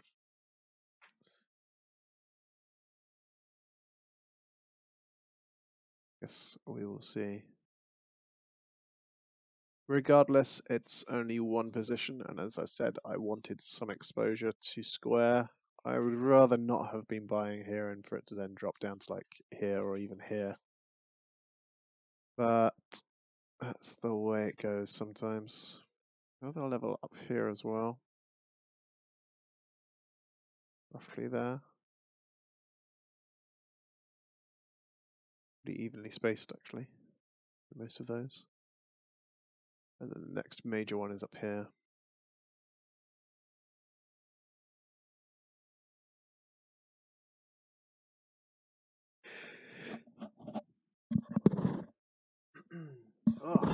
Oh, I almost sneezed, but I didn't. Amazing. So, I think we're gonna possibly consider a stop loss. Maybe just below like these candles that are in this kind of range up here, because it seems likely that we would drop into that range. So perhaps down in this region, just before this range of candles. Or I could just hold on to it and allow it to drop to this support and maybe set a stop loss below this support level. Which means that reward-wise, we're looking at heading up to this kind of level, just to be on like the same sort of thing. So to the top of this channel, basically.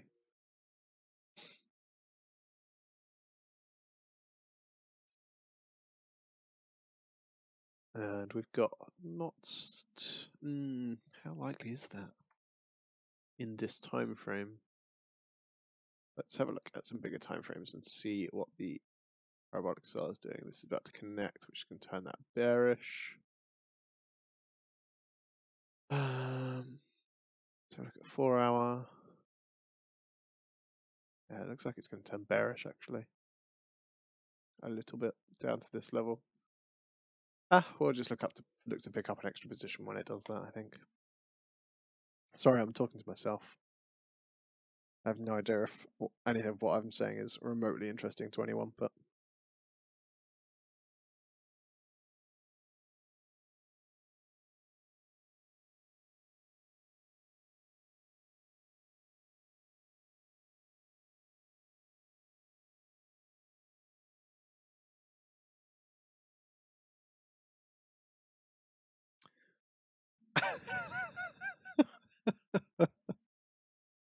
could be.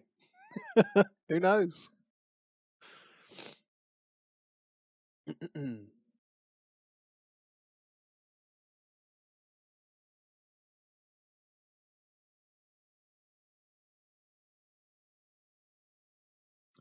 How's everyone doing? It's gone very quiet. There's still 100 of you watching.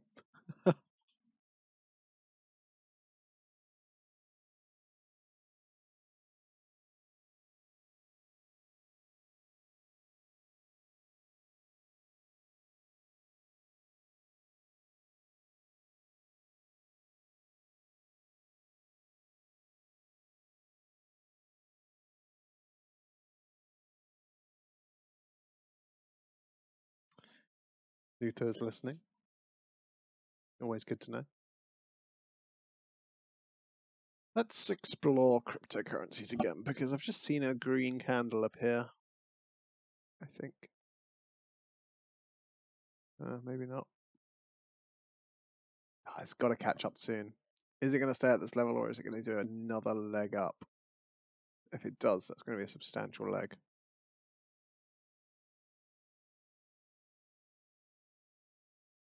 Don't think I've got any more positions that I can close on crypto in green currently.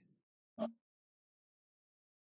was Bitcoin. Let's go on to this so you guys can kind of see. Ugh, all my screens are all over the place. So 60-minute chart there. We're on a 60-minute chart there. And 1 hour here, and 1 hour here. Yeah, I think that's about to come down. For some reason, Bitcoin's a bit further behind these guys.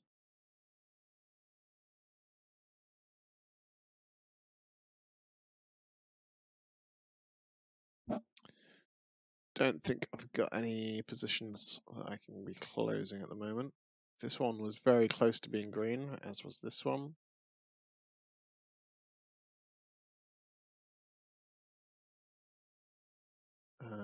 Dash. There is a dash position. It's not as much profit as I would have liked, but I think, all things considered, probably worth taking for the time being, just to have a bit more money available. And I think there is a trade here that's pretty close, so I may keep an eye on this one.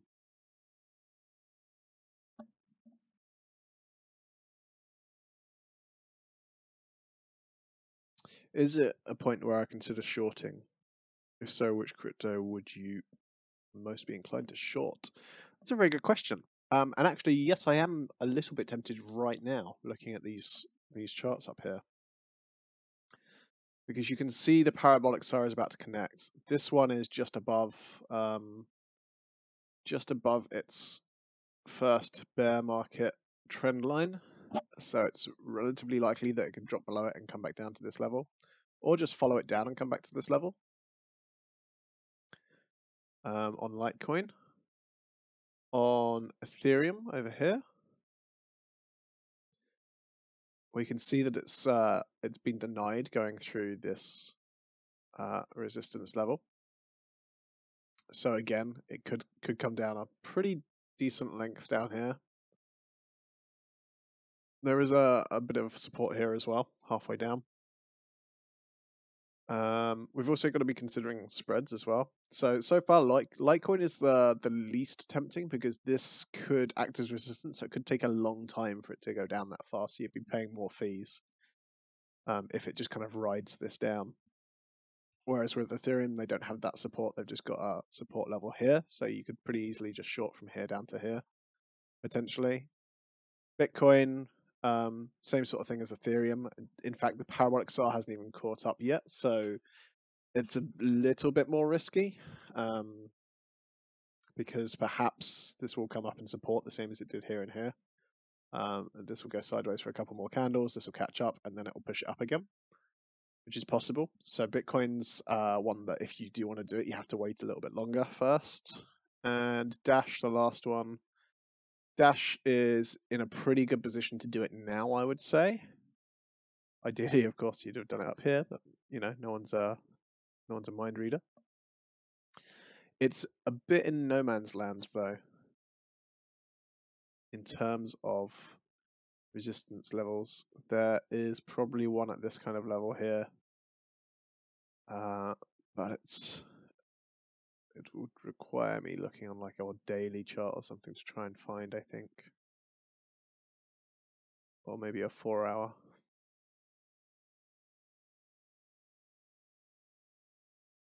Yeah, looks like there's one around here. So you'd be expecting Dash to maybe come back down to this trend line kind of area. So out of the 4, I think the best play is to do it on Bitcoin because you got the lower spreads, but we have to wait a bit longer first for confirmation of a short trade being likely, and it's not just going to push it up further, which is possible, by the way. And of course, if Bitcoin does it, I suspect we will see these others go up as well. It could just be a bit too early for a short. It could be a little bit too early. I think on Litecoin, it's definitely not worth risking. Ethereum, it's probably worth a punt now, maybe. But, yeah, it's risky. And Dash is probably worth a punt as well. But, again, Dash is much higher spread. Ethereum is a reasonably high spread. Bitcoin's the lowest spread, but Bitcoin's the one that we're not sure about yet. So, but like your mind's in the right place if you're thinking about shorting now, like you should be, because everyone else right now is going to be starting to get excited about the price. And as you saw, I was just closing a few positions because I am the opposite of that. But you don't have to short every drop. You don't have to long every rally. Like, you know, you have to pick your battles.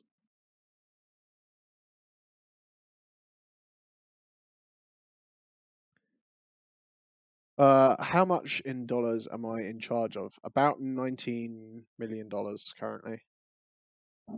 I go on here, it should tell me roughly. Yeah, just under 19 million. So it's probably above that now because of the rally that we saw last night. Because this changes at like midnight or whatever. So, and there was a bit more of a rally since then.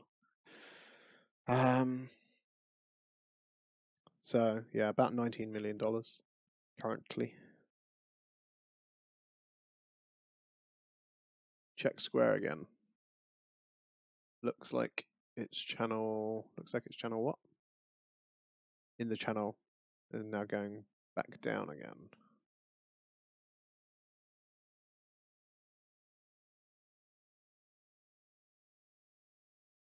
We're on this support resistance level here as well. So maybe it's just going to struggle a little bit. We need this candle to break through back up into this if we've got any chance of this continuing. This move continuing. But I may have bought in right as this channel is coming to an end.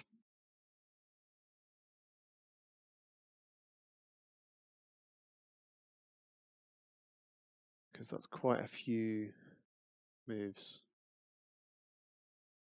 Much easier to look at this in a 30-minute, 15-minute.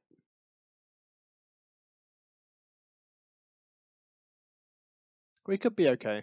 We could be okay, but I think I may have made a mistake here. Put a little bit too much trust in this little grouping of 3 candles.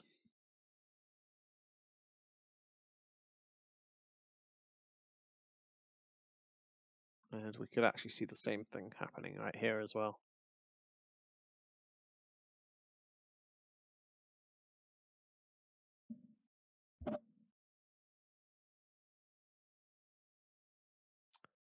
Since we have the Lightning Network up and running, what gap is Dash filling in long term? I still have some Dash, but concerned selling them at a loss. So I think there is still a group of people that are very concerned about off-chain transactions, and the Lightning Network does count as off-chain transactions, even though it's still effectively pretty trustworthy and pretty decentralized in a way. It's not so much that it's decentralized, but it both parties have all the power that they should have to control it. But there's definitely a group of people, like, you only need to look at the size of Bitcoin Cash's market to see the potential of Dash, because I don't think Bitcoin Cash is doing on-chain scaling as well as Dash are. So I expect personally the market to move away from Bitcoin Cash and towards Dash as their as the cryptocurrency of choice for that group of people. Payment wise, they've still got some advantages. The fact is they do have that second layer for instant transactions that's powered by masternodes, and it is a pretty decent solution. I don't know that it will necessarily be able to compete with Lightning Network, but I think that we've also got a long time until Lightning Network really becomes used by people. Like, I would say another year or so before it's in most wallets, and most people at my kind of level of crypto involvement have started to use it. So realistically, before it hits the public, you're looking at maybe 2 years plus for like the average person to be able to potentially use Lightning Network. And in that time, I feel like Dash will have made more progress just through its marketing and partnership potential through the DAO. And let's not forget that Dash isn't a bad currency. I mean, it would be interesting if they did also decide to implement something similar to that and have a third option. But yeah, I still think that Dash has got a decent sized market to be attacking. And I look at the alternatives, and I don't think they're really very strong. So I think Dash is one of the stronger in that area. And of course, the privacy features are nice, although Lightning Network also gives a certain degree of privacy potential.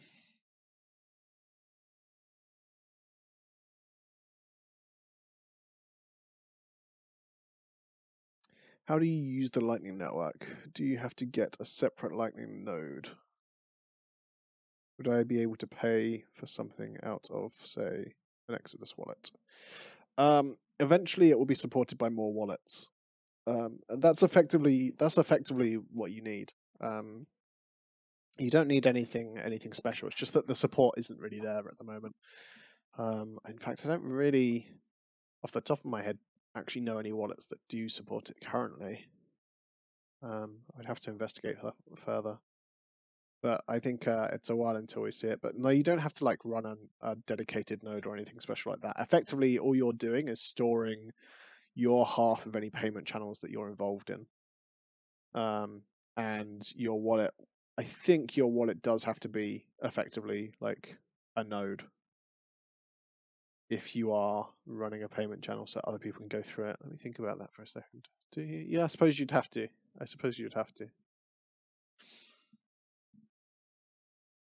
Because you can do like hop transactions using the Lightning Network where you actually use other people's payment channels, which is really cool.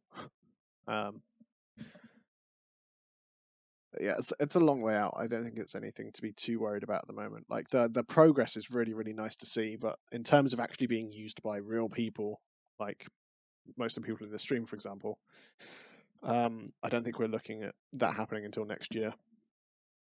And I don't think I'll even be looking to experiment with it for at least another couple of months or so. And then I'll possibly see if I can find a wallet to download and play around with and find someone to transact with. Just for fun, because it's interesting and exciting. And it's back in like the era of Bitcoin that used to like fascinate me. When I first got into Bitcoin, I could do transactions for less than a penny.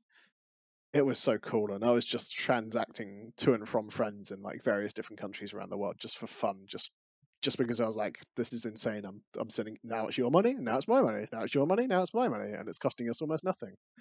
And I suspect I'm going to have that same like joyous experience testing the Lightning Network. But so far, you know, I don't know too much about the ins and outs of how it works in terms of like the client stuff.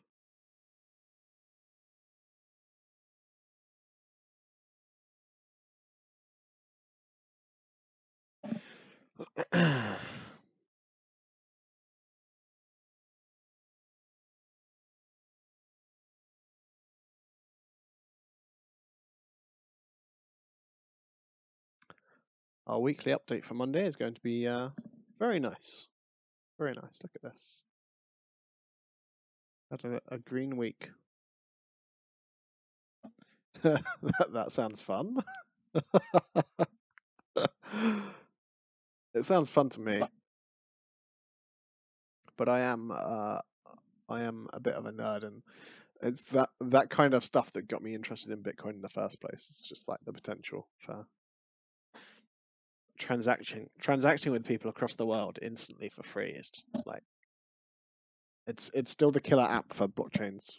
Still the killer app, which is why I continually say to people, if you're investing in ICOs and like shitcoins and you don't have Bitcoin, then you are a complete idiot because you're missing the point. Yeah.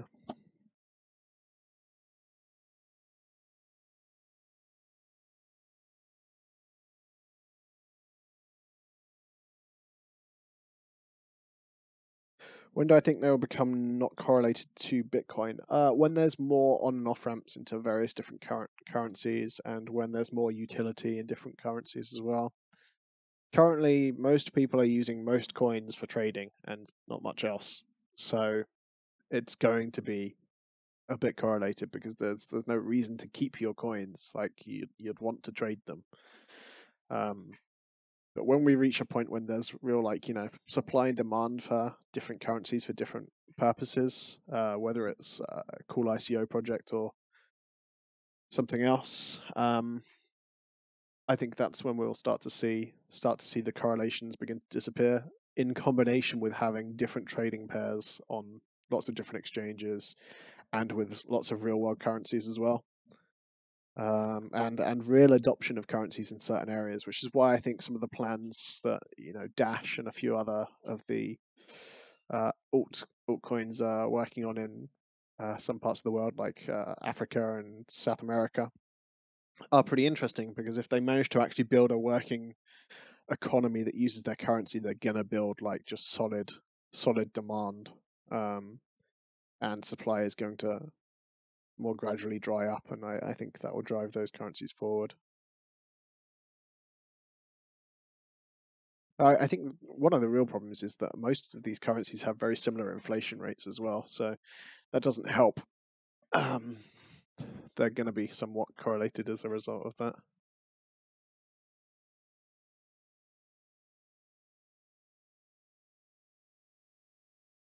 Thoughts on Daniel.io? Sorry if I missed that. It sounds like I missed that multiple times.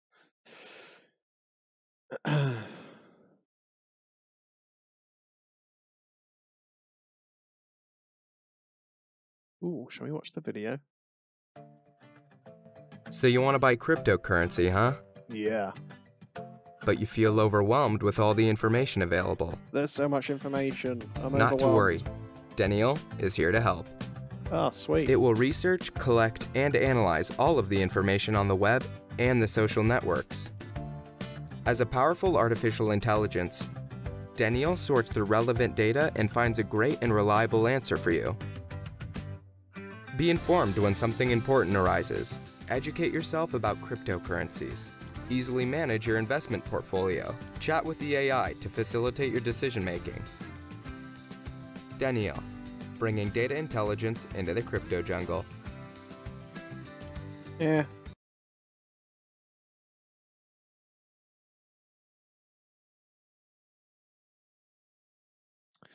The problem is that it's still like algorithms that can very, very easily be fooled. something like this, like you can just tell immediately that it's going to be like pulling data on like sentiment from things like Twitter. And I'm guaranteeing you that if you pull sentiment from Twitter, then Tron and fucking Verge are going to come out as the best two currencies in the world. So, yeah, not too big on that, I'm afraid. There's effectively all this is really measuring is like popularism, and eventually those movements come undone when people realize that the people that are really popular and everyone loves because they say all the good things, they don't deliver on their promises, and the product is shit, and eventually whatever it is, if it's a stock or whatever, will tank. I think there's a lot of examples of this. Obviously, it depends on exactly how they are like building an economy around it, but I don't see this as anything worth investing in, really. It's just I don't think it's anything special, really. I'm sorry.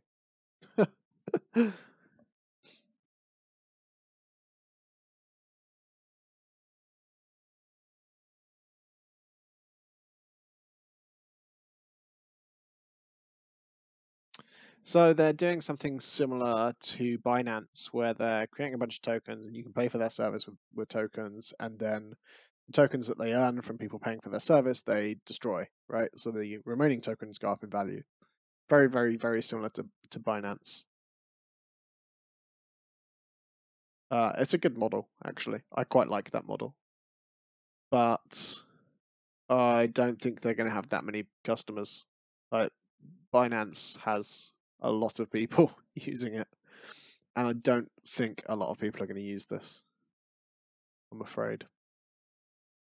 It's one of those typical things where they're kind of relying on the buzzword of AI, and in reality, they're just scraping data off Twitter and Facebook about sentiment, and then off like RSS feeds and news websites, again looking for sentiment, looking for good words and good terminology. It's not trustworthy, because I mean, first of all, most articles these days are written by bots. Twitter is known for having a lot of bots. Facebook is known for having a lot of fake accounts. Like, you cannot trust something that is measuring data that the data itself is not even really, provably human.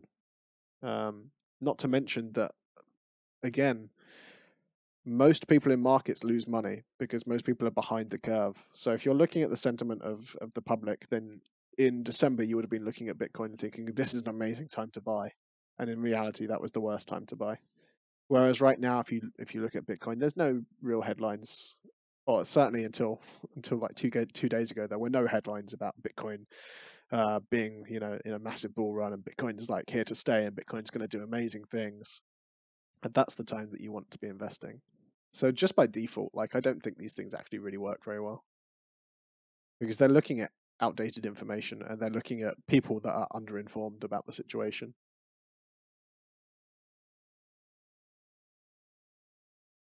In a few decades, AI will be insane and used for everything. I agree entirely. But that's in a few decades. In fact, I think actually probably even less than that. If you look at some of the stuff like NVIDIA's been working on with like image recognition, it's mind-blowing, to say the least. But we're still at the stage where it's, broadly speaking, pretty simple applications. Like, oh, what's in this picture in NVIDIA's case, or in, self-driving cars and things like, oh, is this a human or is it a lamppost? Pretty simple AI. And sentiment still fits into that. Like, is this person saying something positive, or is this person saying something negative in their statement? And what is their statement content? What's it about? Is it about Bitcoin, or is it about something else? Were they joking? Was there sarcasm? But realistically, you then have to, where the real AI comes in is deciding how much value to attribute to those different factors, and saying, well, this person's saying Bitcoin's good, but if we look at this person's track record, he's being wrong 80% of the time, so who cares? That's where things start to change, when AI start doing that, and I don't think they're going to start doing that for at least another 5 years or so.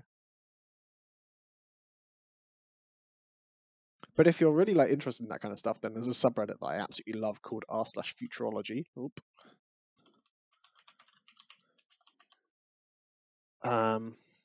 That I subscribe to, and this is full of awesome stuff like that, and like cool place to read things. So yeah, worth taking a look at.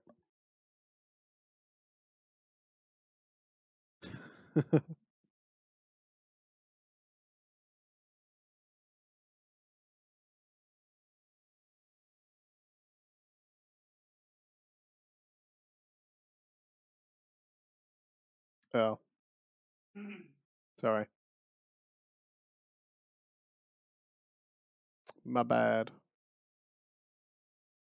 I was talking about that entire thing all the way through without changing my screen. I think I'm making less errors on changing screens, but sometimes I just forget. I'm just a bit rubbish.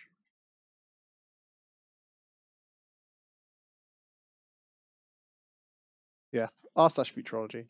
Good subreddit for anything to do with anything that you think is coming up in the future. These guys are already thinking about it, and they're much smarter than most of us.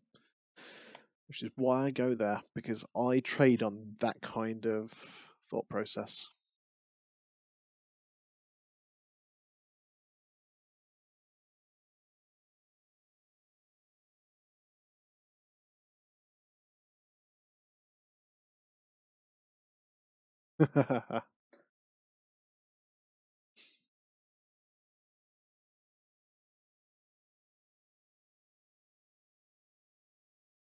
I think actually that the markets are going to close roughly where they are at the moment, you know.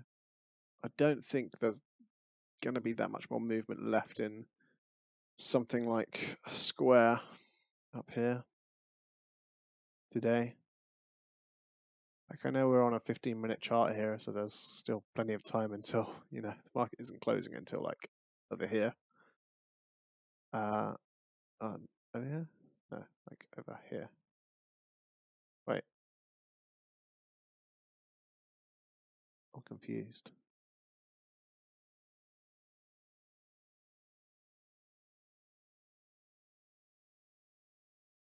What? Why is it jumping?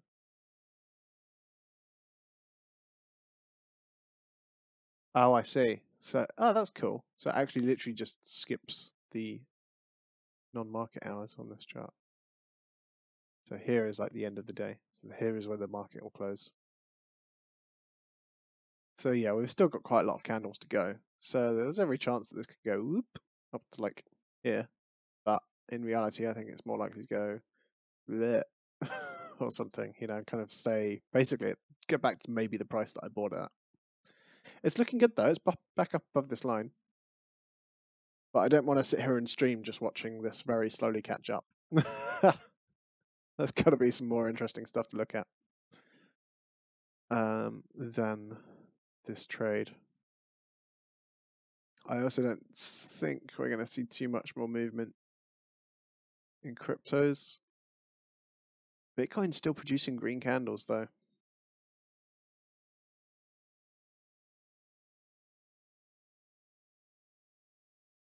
Maybe it's going to make another attempt at this resistance.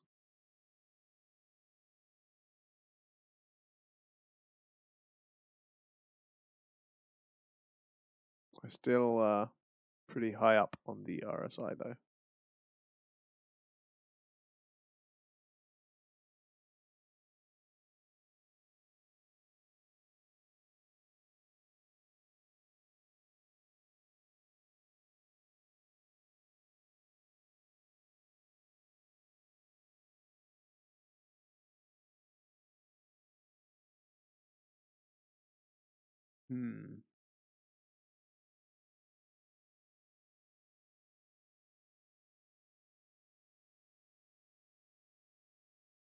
Yeah, it's a really good place to keep up on news, on anything future related. It's literally, I think it's what kind of drove my trading style, is r/futurology and other similar futurology focused websites that I used to visit years and years and years ago. and I just watched people debate the future and debate technology's impact on the future and which way things were going to go.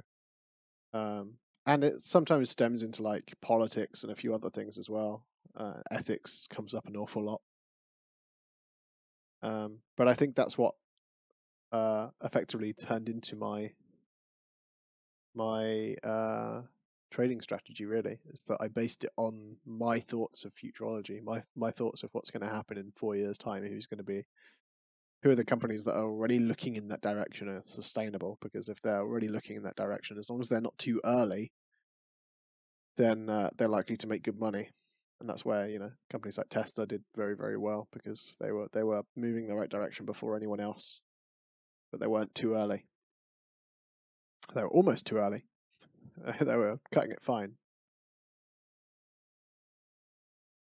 And it's the same with why I'm interested in trading Square at the moment, because I think that they are very, very, very aware of the need to change their business model to accommodate cryptocurrencies as best as possible and work with them. And I think that they will do well as a result. Electroneum. I'm not a big fan of Electroneum, I'm afraid. Electroneum. Bullet 262. Why do I recognize your name? Bullet 262. Where's that name from? Where do I know you from? I know you from somewhere.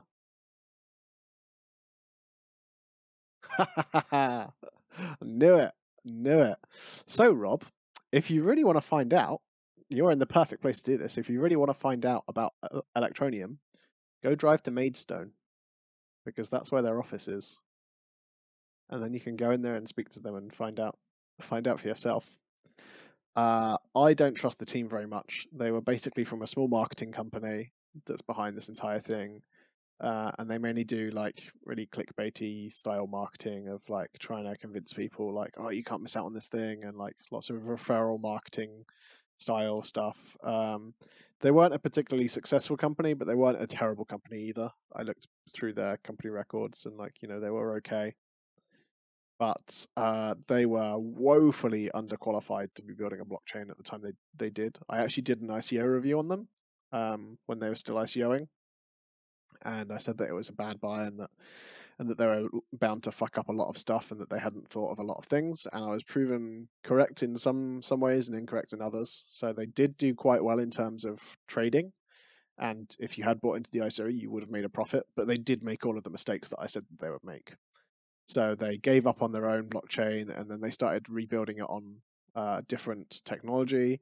And then they were doing very badly at that, so they actually directly asked Monero for help, and Monero told them to fuck off. So that was pretty funny. And they were way behind on like even basic security. Their website was being hacked. They had to bring in all these external companies and stuff for security because they had no idea what they were doing, and the internet was literally trolling them. The crypto community was trolling them pretty hard for it. It is up and running now, and I gave criticism about their mining on phones and how it can easily be gamed, and then one of my friends actually did it. Someone in our Discord actually did manage to open like 20 different mining clients in fake Android environments to mine Electroneum. So again, I proved that was possible. Which is a theory that I had. I didn't prove it, but he proved that was possible, which is a theory that I made during that video. And so yeah, overall, it's a bit shit, I think. I don't think it serves any purpose. Nobody's really using it yet. They keep saying, it's going to be big because it's on mobile. But they throw a lot of numbers around. It's all marketing speak. They don't really have experienced development team. I don't think it fits anywhere unique in the market. They haven't done anything unique with the blockchain. So, yeah, nothing special. One to avoid. Was it you? Was it you, Chelston, that did that?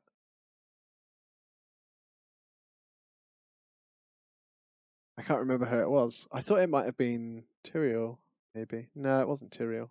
Maybe it was you. Yeah, but if you're actually interested, go visit their offices in Maidstone. Like, look it up and like see if you can phone them up and go in there and have a look around, because it would be It'd be really, really funny to do that. I've been tempted to do it a few times, but I think they would probably go on my Twitter, see all the shit I spoke about them, and probably say no.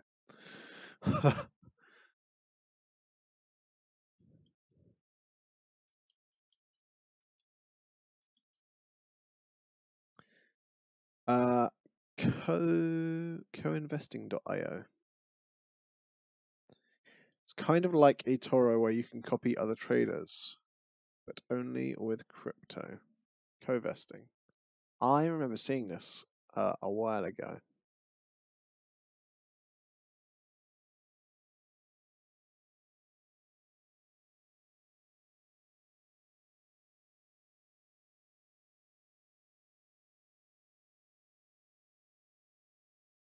I think my concerns here would be that it's not regulated, probably.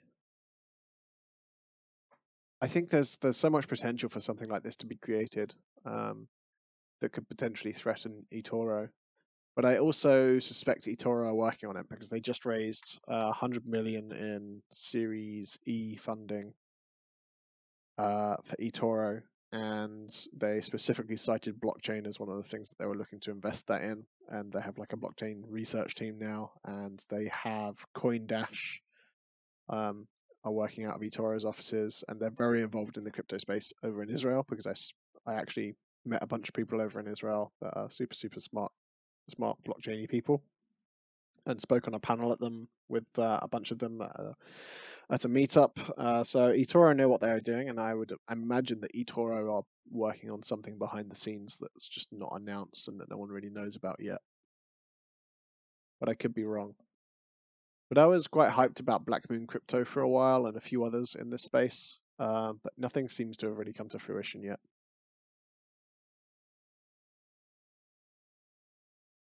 When they say 100 years crypto trading experience, what they mean is they've got 10 people in their, or 20 people in their team who have done it for 5 years. I hate when people phrase things like that as well. It's so misleading.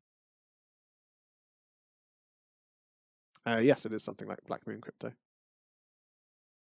I should check up on Black Moon Crypto.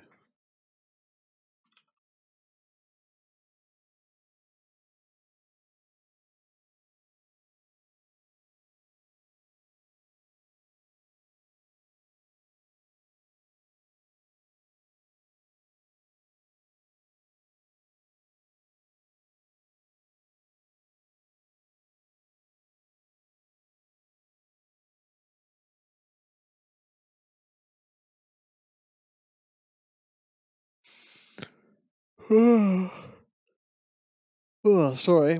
I just realised I yawned really quite loudly into the microphone.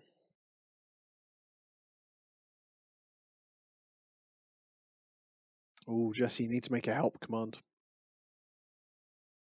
Yeah, Chelsen's confused. He can't find it.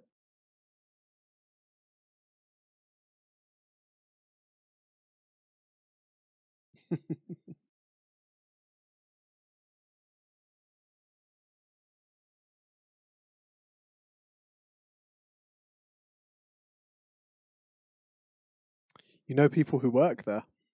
That's interesting. You know people who work at Electronium? That's very interesting. I'm still massively thinking that Electronium's a pile of shit. But to be fair, I haven't looked into it since that ICO review, pretty much, since their ICO went up. So I don't know, maybe they've been working behind the scenes and churning away. I would hope so, because they raised a lot of money.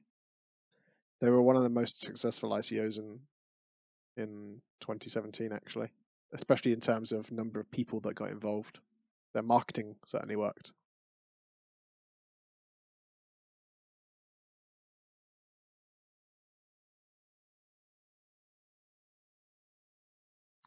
I think we can start thinking in a bull market for cryptocurrencies.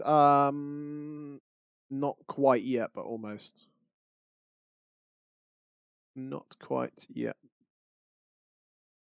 I think this move was a little bit early. I still think we've got a bit more consolidation to be doing. Honestly, I would be happiest if if we just kept going in a channel, if like we settled into a channel like along here, or you know, even here, that would make me very happy to see. And for something like that kind of period of time as well would be amazing. Like to see a month's worth of consolidation in one price trading range would be fantastic to see.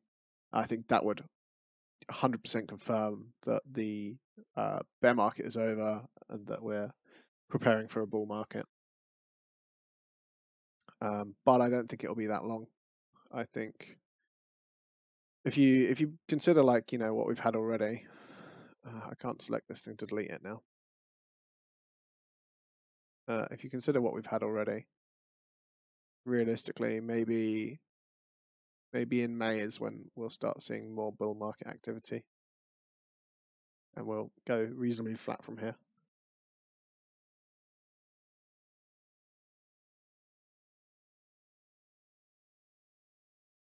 But this is the world of crypto, so you never know.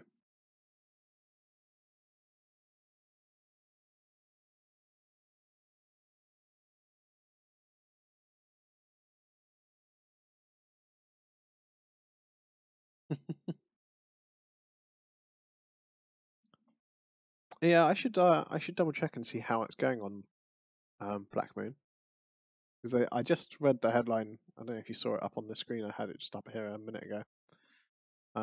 That they've launched the platform. I'm interested to see what they can really do on it.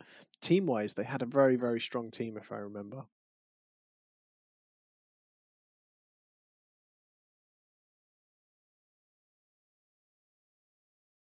Yeah, well, I think we're in a bull trap, but I think it's a small bull trap. Like maybe we come back down to 7.5K or something.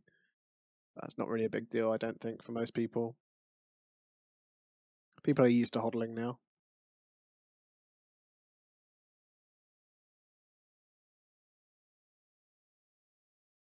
Can I buy ICOs on Binance? No.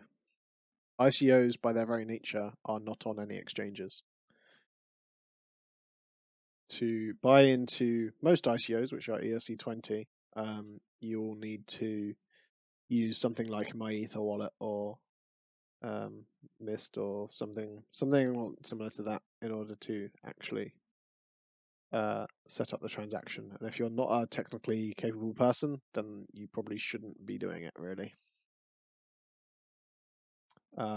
Some ICOs for bigger stuff where they have their own blockchain, like IOTA, for example, will be via an exchange. But generally speaking, again, like most ICOs, I think it was over 80% of ICOs lost money 1 year after their ICO.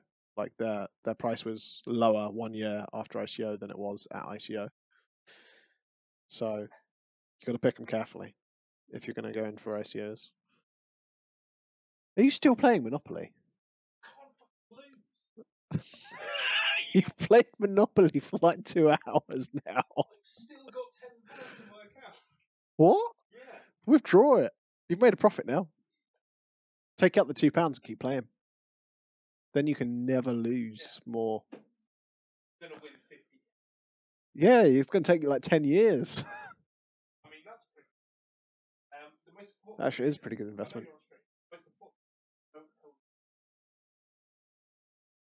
Good point. Right. Well, I think I'm going to close down the stream because we're running out of questions. We've dropped below 100 viewers, which makes me very sad. And the markets have stopped doing anything interesting at all. They've just stopped. They're really quite dull at the moment. So I'm going to call it a day.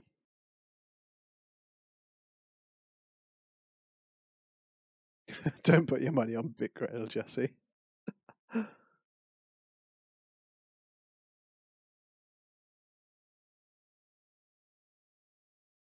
I did an ICO review on Best Meta. Perhaps that's what you're talking about. Oh, Jesse was straight in there with the link. So if you want to watch it, go there, and you will see me dismantle their shitcoin. Sorry for giving it away, but again, it's just more evidence that most ICOs are bad and should not be invested in. Oh, Beatty's here. How's it going, man? Long time no see. Thanks for watching, as always.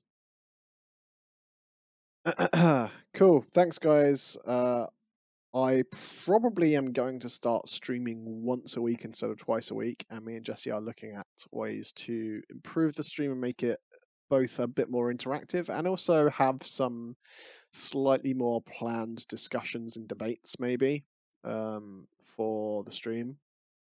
Like some planned things that we're gonna look into and talk about, maybe news items or whatever. But something that we're actively working on. So I may move down to one stream a week purely because I think it's a bit overwhelming at the moment, and I don't think there are enough people watching to really justify me streaming too long. Like when I first started, there were a lot of questions and there were a lot of people new to cryptocurrency, so I think it was really useful for people and people were learning a lot. But there are less people now, so I think once a week is probably enough. So we're going to look into that stuff. So not sure, might be streaming twice next week, might be streaming once. Not sure what day it's going to be on yet, but I will of course let you all know via eToro and Discord. If you would like to join the Discord, then please do, because Discord is brilliant and we have a cool little community there that we are looking to try and build and improve upon. So if you're not part of it, it's worth checking up on. Obviously, check out my YouTube, my Twitter. If you're not subscribed to my YouTube, please do, because I plan on making regular updates, and the next one will be on Monday. Thanks for watching, everyone, and I will see you guys next week at an undisclosed date and time. See you later, everyone.